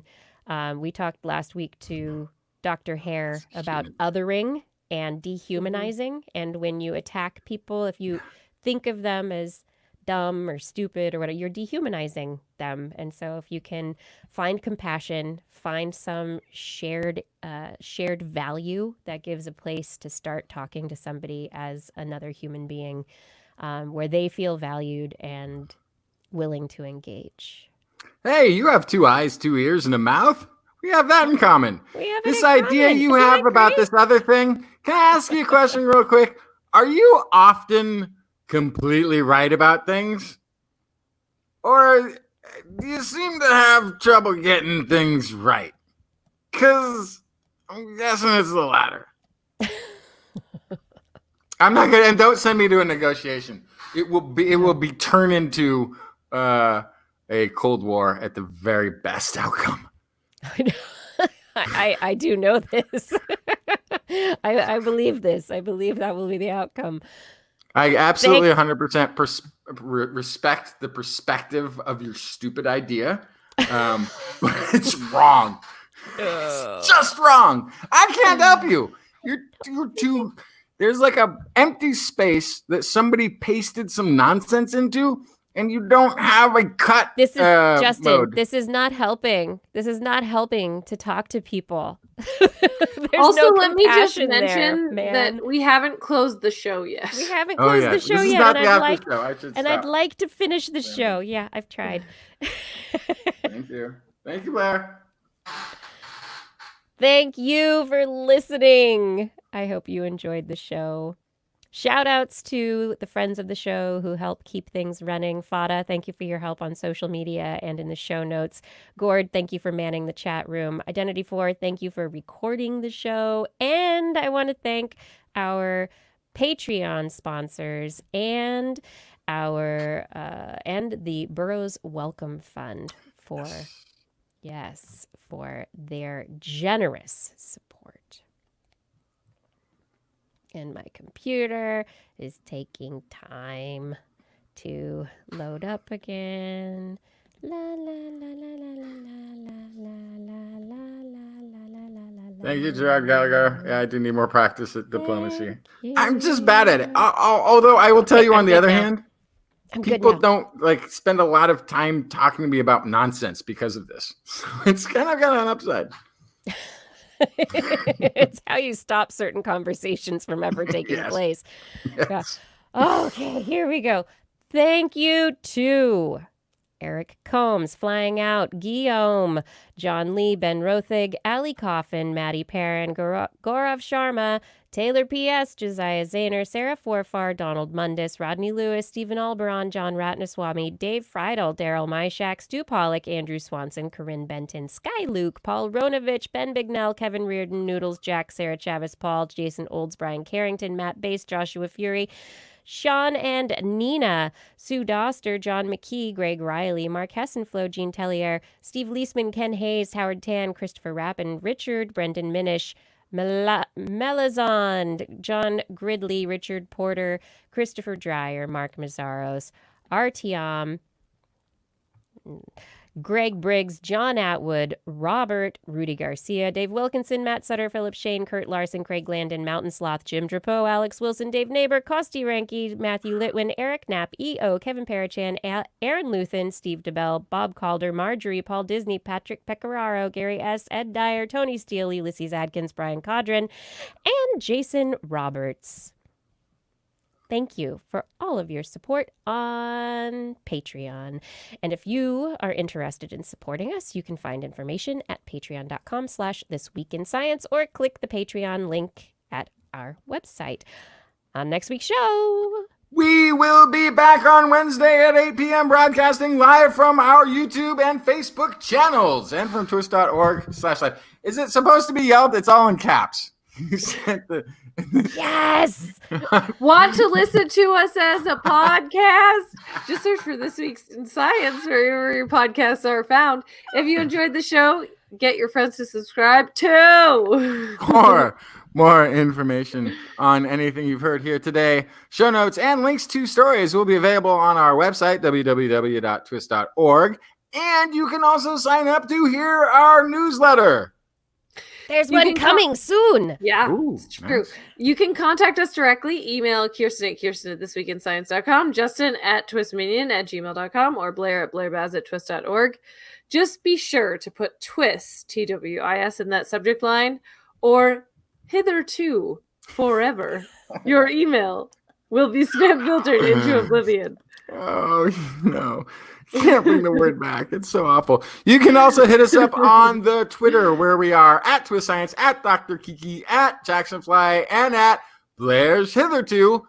We love your feedback. If there's a topic you'd like to cover, address, a suggestion for an interview, a haiku that comes to you in the night, please let us know. It's Blair's Menagerie. We'll be back here next week, and we hope you'll join us again for more hitherto unheard great science news. Oh, and if hitherto you've learned anything from the show, remember, it's hitherto all in your head.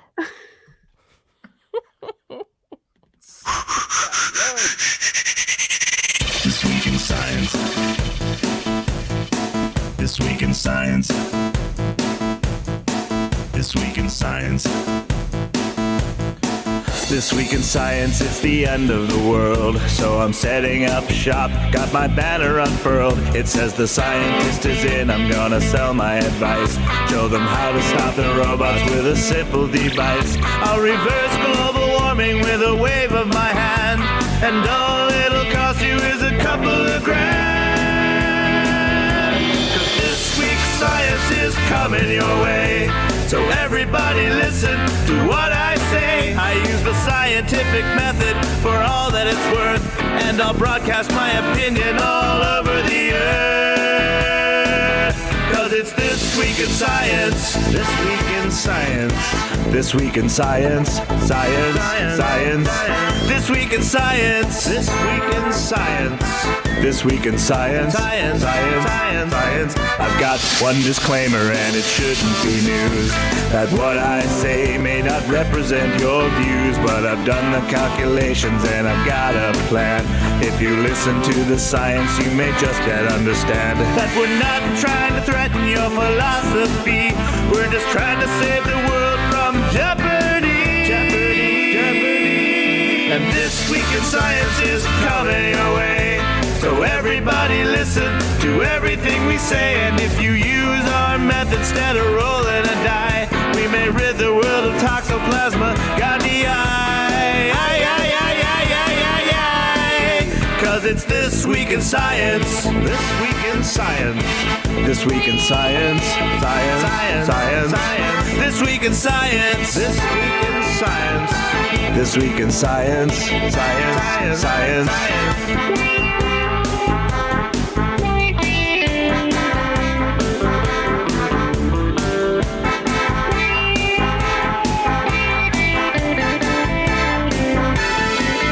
Got a laundry list of items I want to address, from stopping global hunger to dredging Loch Ness. I'm trying to promote more rational thought, and I'll try to answer any question you've got. But how can I ever see the changes I seek when I can only set up shop 1 hour a week? This Week in Science is coming your way. You better just listen to what we say, and if you've learned anything from the words that we've said, then please just remember it's all in your head. 'Cause it's This Week in Science. This Week in Science. This Week in Science. Science. Science. Science. Science. This Week in Science. This Week in Science. This Week in Science. Science. Science. Science. Science. This Week in Science. This Week in Science. This Week in Science. This Week in Science. This Week in Science. This Week in Science. This Week in Science. This Week in Science.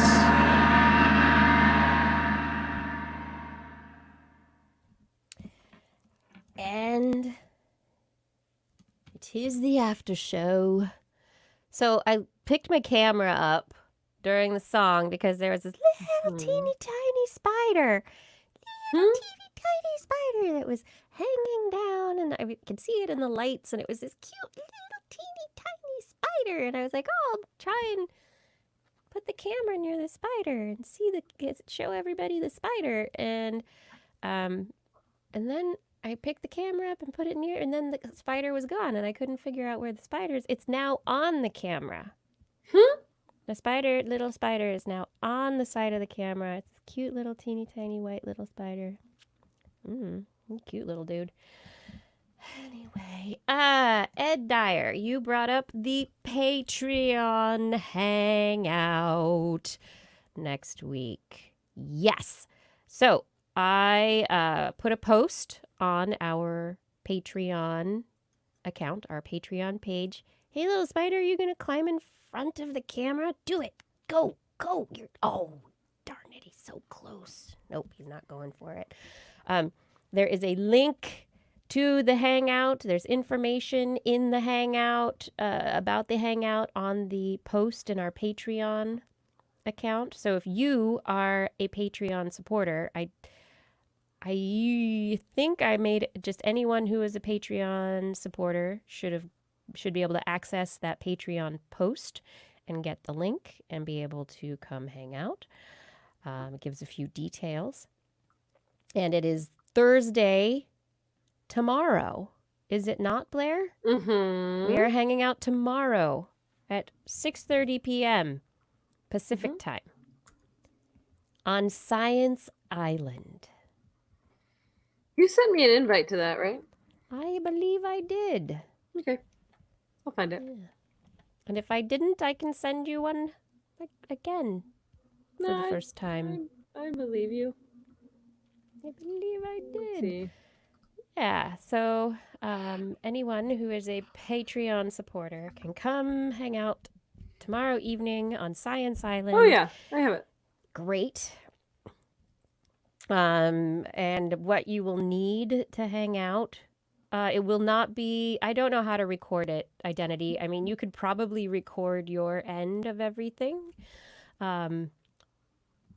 Yeah, that's something that I would need to figure out. I need to figure out how to talk with the people to see if it can be recorded in some way from the server. So it is an interesting pretty much audio only environment. It's a browser page with a flat 2D image that's the background, and then there are little icons, that little bubbles that are you, the user, the visitor. And you can put your picture, you can put a picture in the icon and write your name. You can also that you can personalize it with like a color if you like a particular color as well. Yes, and the link goes to the High Fidelity site, and you can go check it out. It's if you are have gotten that link from Patreon, please don't share it widely because It's supposed to be for patrons. it's supposed to be for patrons, exactly. But this is Science Island. It's the TWIS Science Island, and you can go hang out there with each other whenever you want, actually. But tomorrow night is when we've scheduled the TWIS hangout. So Blair and Justin and I will be there also. And it's an open hangout site. It's audio only, like I said. It works best on Google Chrome and Safari if you're using an iOS-based device. You should definitely, how about not record it, Identity 4? That'd be great. We'll probably hang out, I imagine, an hour and a half or so. It's a nice length of hanging out time. Tomorrow night, Justin. You've been invited. Ooh. It's our patron hangout. Yeah, I know what it is. I forgot the time, though. 6:30. Thank you. 6:30.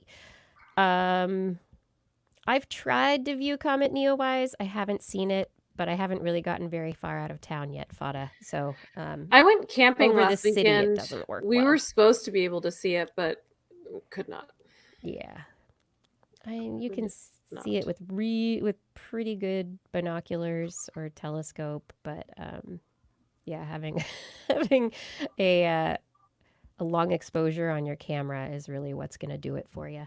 But anyway, for tomorrow night, the platform, you need headphones, because the cool thing about this high fidelity platform, our Science Island space, is that it's directional audio, which makes the audio seem like it's three-dimensional. So you can run around and talk to people. You can group up and talk to people in groups and not hear people who are across the island from you. Although we did something once and it messed up for Justin, so hopefully it doesn't mess up again. For whatever reason, I had really, really good hearing in this app, in that no matter where I went on the island, I could hear everything. Yeah, I hope it doesn't happen like that again. But yes, it's in beta. But yeah, you can try it out right now. I mean, if you're by yourself, you're not going to hear much. It won't do much. But if other people pop over there, you'll be able to check it out. But yeah, like Ed said, you can get a sound test, test your audio, and make sure it works before popping in. But the link is there in our Patreon. So if you're Shubru, you were saying that you are supporting us on Patreon, so you should be able to access that post and be able to get the link. Yes. Everyone out there who is hitherto. What? So, why hitherto? Why tonight? Yeah, like, why? Got a bone to pick with hitherto. It's a It's word. A bone I have hitherto not heard you. It's because nobody uses it. Thankfully, it's an awful word. It's awful. It's a hitherto unheard of. It's a terrible word, and there's a Hither reason and people yon. stopped using it. And the fact that it was in this article and used, well, it was used correctly grammatically, but it made a, I think, incorrect statement that it was hitherto, what was it? Not rendered probable, or whatever. It's just nonsense. It's been so interesting though, actually, in the course of doing this show. There have been so many South American discoveries that were older than Clovis, and each one was going to create this controversy of doubt because Clovis is the earliest. And each time, like, they would invite people, other scientists to come look at the evidence and check out the site and look things over. It's like, oh, yeah, okay, this is older. But it was still like, this one that's like 13,500 or 14,000 or 14,500 years older, all in South America, further south than the whole, like, the timeline kept getting messed up. And the whole time that this is going on, Bluefish Cave is sitting there with stuff dated at 24,000 years old, saying hello. Although Just waiting. part of that was the idea that there was a migration, Beringer people, whatever it was, who were stuck there until the melt, and then were allowed to come through. But there kept being more and more evidence, and so this one is just so amazing. This is found in Mexico. If this was found in like Washington, where we've got some old evidence, if this was found in the Yukon again, that would have just reinforced that old earlier. This is 30,000-ish years old and is in Mexico. Really cool, really fantastic. But you're right, Kiki. We need some of that human DNA. Also, what's sort of interesting, so I've got the maternal haplogroup of mothers all the way back to some of the first group of people that came over. And genetically, it is thought to have separated from the maternal haplogroup in Siberia about 25,000 years ago. So that's when the DNA says it happened. So the DNA already said there was this split about 25,000 years ago, at least, from Siberia, from my mother's all the way back, which fits that timeline. It does, yeah. Yeah, and that a haplogroup is most common in South America. It's not a predominant North American, Native American. It's a very predominant South American thing. Who is there's a no, is it Marissa? No, it's not Marissa. Who's the anyway? But yeah, so there's all this sort of genetic evidence. There's this bluefish cave. It's amazing to find this site, though, that brings all of it together, because it reinforces a lot of other information that we've sort of had out there that didn't fit with what was the hard artifact. And Stone Tool is such a confirmed human endeavor. Arrowheads are such a confirmable human endeavor, without doubt. The problem with the Bluefish Cave evidence was that it was a few tools, maybe. Mostly it was markings on bones that showed that they had been cleaned, and tool strikes on bone that were the evidence that made it up. But they didn't have 1,900 tools. That's such a preponderance, incredible preponderance of evidence for a thing. I mean, this is really intense discovery, I think. But yeah, now you're right. We need to find, where were these people buried? Let's find some of those bones. Yeah. Let's find some of those these human bones. remains. Yes. Not just their poop. And they really You laugh at that, secretly. Blair. Well, I mean, people don't often bury their dead where they poop. I feel like I know. Yeah. So but how far away? How Yeah. far away are we gonna, or should we? This is. There are other caves. There are other systems around here. Like, How let's far away let's would it dig it all be? up. Let's get some of that deep ground penetrating radar. Let's find stuff in this area, which I'm sure they are. I'm gonna try. Oh, Thunder Beaver just repatreoned. Cool. Hope you can make it tomorrow. Oh, Thunder Beaver. Hey, Thunder Great. Beaver. Thank you. By the way, Thunder Beaver, at some point you need to send us in some music. Yeah. I think we talked about this once Yeah. before. We met in person once, and I think we talked about this. I need to hear some of your music. So through the TWISminion@gmail.com or through the TWIS. What is our? How else do people get all this? TWIS something email, whatever the emails are. All right. We'd love to your hear. email, or We'd love to yeah. hear some of. Or you can message us on Facebook if you Yeah. do the Facebook, or If you've got a band video, yeah. oh, See sweet. if we can. Share the link in the chat if you want to share Yeah. a band video. That'd be awesome. I don't know ever happened, but I cannot connect to the Freenode anymore. Oh, really? Maybe did I get banned? Word. Is Jacksonfly banned? No. I may have happened. Am I not supposed to put What the did you hashtag do, twist? Justin? Am I not supposed to put? Okay. That's what I don't do. know. Yeah, I don't know why I can never. It just says connecting forever and never lets me in. Sadie. Don't know why. Her I want to bedtime cuddle at your 9 o'clock. puppy.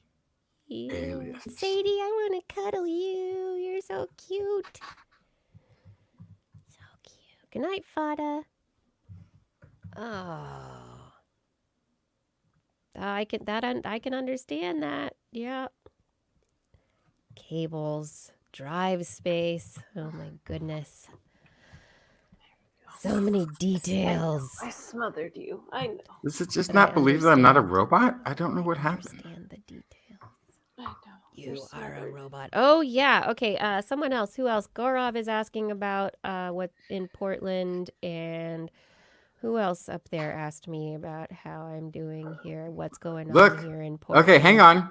We couldn't connect to the server. Sacramento HFC Comcast Business.net. Asterisk banned. Banned. I'm banned from the server.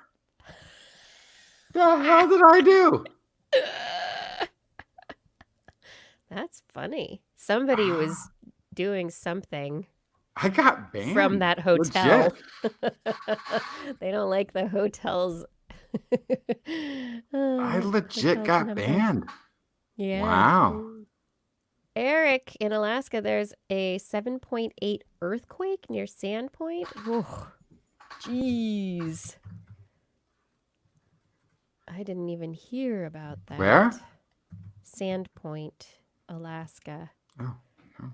But it prompted a tsunami evacuation. Who else asked me about? I'm looking. Noodles. I don't have cognac. No, it's just rosé. Rosé? Where's All my day. rose bee? Rosé all day. Mm-hmm. Hey, does All anyone day, all have day. any recommendations for an affordable sitting standing desk? Because my body can't do this anymore. There's probably a ton right now as businesses are going out of business and possibly selling stuff. Look online. I have a fully Fully, a fully desk, but you can look online or go to used furniture, office furniture stores, Mhm. and you should probably be able to find one.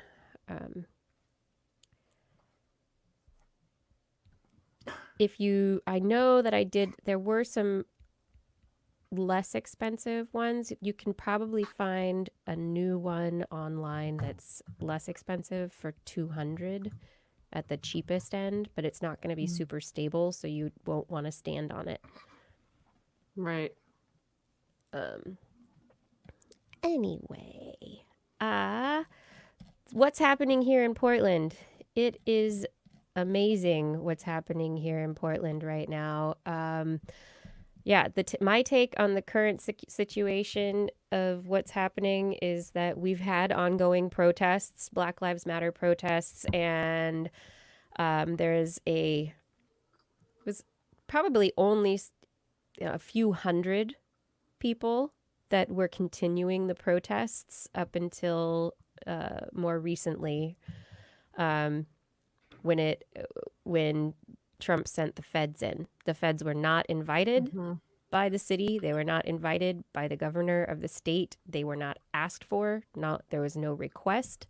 They came in and they are using tear gas. They are using munitions, non-lethal munitions. They are attacking. They're not non-lethal. They're less lethal. They're less lethal. And they're being used exactly. lethally. They're being used lethally because they're being used directly on people and not on the ground and bouncing up, which is how they're intended to be used. And previously it was the police, the city police, who were doing these things, and the tear gas and the rubber bullets were banned. And so then the feds came in and started using them, and it has led to an increase in the number of people that have come out for the protests again. People are not taking it, and what was just kind of this ongoing low-level protest of a couple hundred people nightly has now blossomed to a couple thousand easily. 2,000. If the police of Portland really want to redeem themselves in the eyes of the public, come out and protect your people. Yes. From these federal thugs. As opposed to I guarantee you, they're calling them like Department of Homeland Security people, whatever. You know who I guarantee you they're drawing from? I guarantee you they're drawing from federal prison guards who are not trained to interface with the public at all. And it's actually non-incarcerated public. It's been reported and confirmed that there are prison guards who have been recruited for this, because of course those people can't wait to get out of a prison. Who wants to be there? Yeah, but that's the thing. They're not trained in de-escalation. They're not even trained in crowd control. No. And so it's not a good situation, because somebody is going to get, people are getting hurt, and somebody's going to get killed. And it's because the training isn't there to manage. The local police need to go out there and start protecting their citizens and making arrests. They do, of these federal thugs. They just need to. That's if they did that. Can you imagine the kumbaya afterwards? Like, our local police just protected us from an invading army. Yeah, that'd be fantastic. Great. The word that I keep getting bugged by is they keep calling the people who have come in the federal police, and they're not police. There's no such thing. There's no such thing as federal FBI. But yeah, there's no federal police, and they're talking about the city police and the federal police are working to control the protests and blah, blah, blah. And I'm like, these aren't police. Don't you dare compare the two, because they're not the same. Our police may have been militarized, but this is military action in our own city that's coming from the federal government, and it's not okay. It's not okay, but there is something almost funny about it. Almost, which is when they're making these arrests of leaders, they're pulling, because somebody's wearing black, so they pull them into this unmarked van and they take them away. They take pictures of them like they're booking them in, and then just let them go, because they have absolutely zero legal standing to actually hold these people for anything. Yeah. I mean, we'll see. They're probably trying to trump up charges. The videos are inspiring. They're interesting. The stuff that's out there. If you haven't been watching, you can. There's a Twitch channel, twitch.tv/woke. It's a channel called Woke, and every night they've got streams of the protests from people streaming live, and you can watch wherever you are and see what's happening. It's pretty. It's amazing. There's a lot of I'm loving the wall of moms. So we've got the mom block, and then the dad pod came in. So we got the mom block and the dad pod, which is it's great. But there's this fascinating thing where there are the protesters that have been there all along, and then there are the protesters that have come in to support now that the feds are in. And they are kind of two different camps of protesters. But yeah, the moms got tear gassed. Exactly. And dad's got leaf blowers. They do. They're using leaf blowers to blow the tear gas back at the back at the feds. It's fascinating because it stays fairly civil until up until about 11 or 12, 11 or 12 every night. And then there gets to be a lot of activity around the federal courthouse downtown. How far is, okay, so that's a ways. And so, yeah, and it's a little ways from me. So I'm about 10 minutes from downtown by car.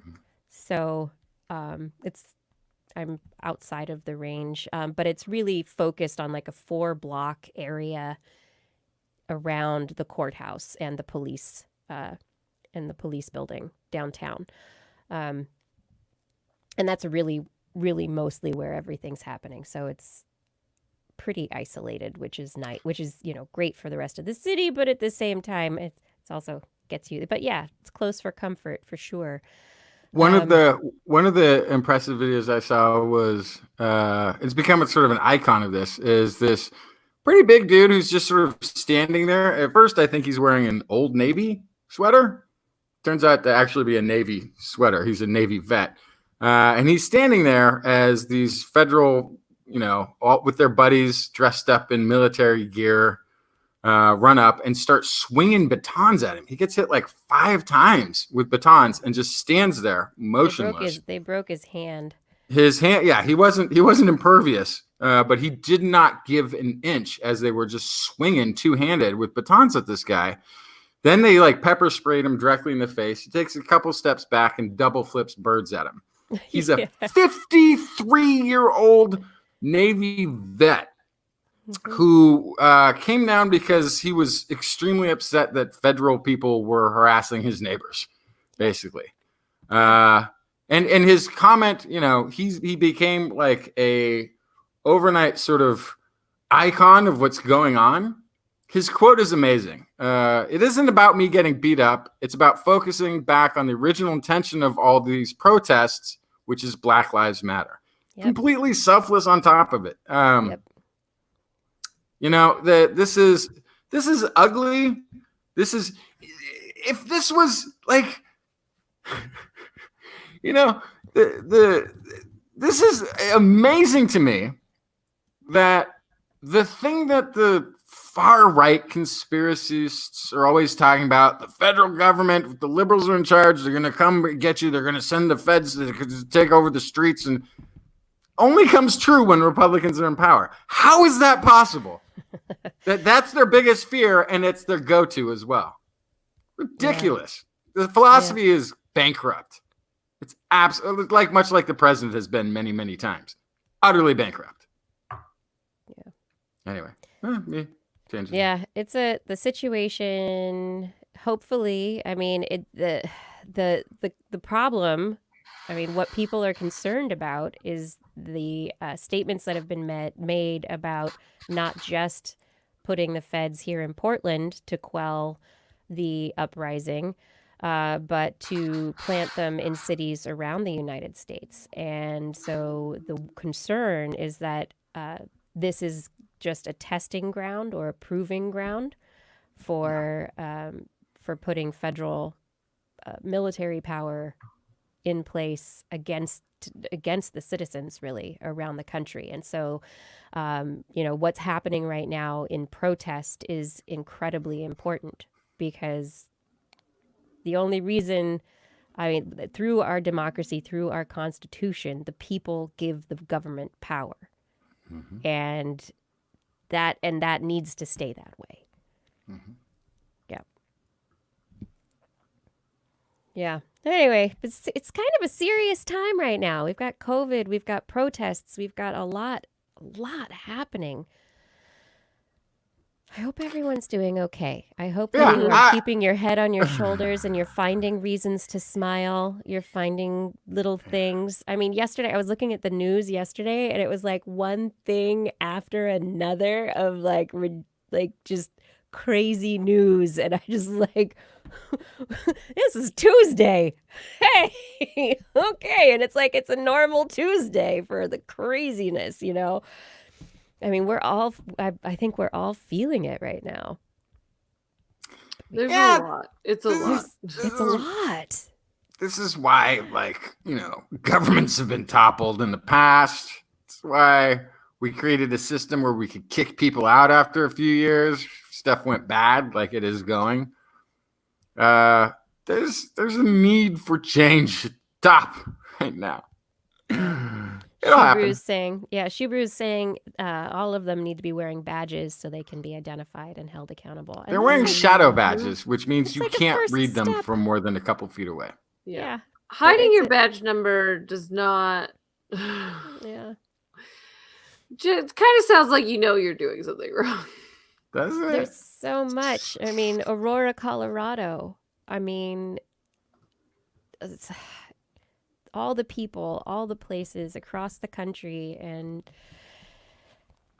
I tell you what. The one thing that the I just want to sing Kumbaya. No.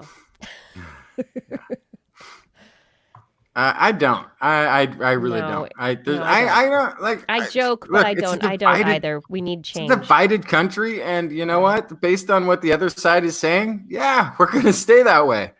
Do not agree. I do not agree with you, and I don't see a middle ground that is acceptable. And I think that's what's happening. We need to form another country.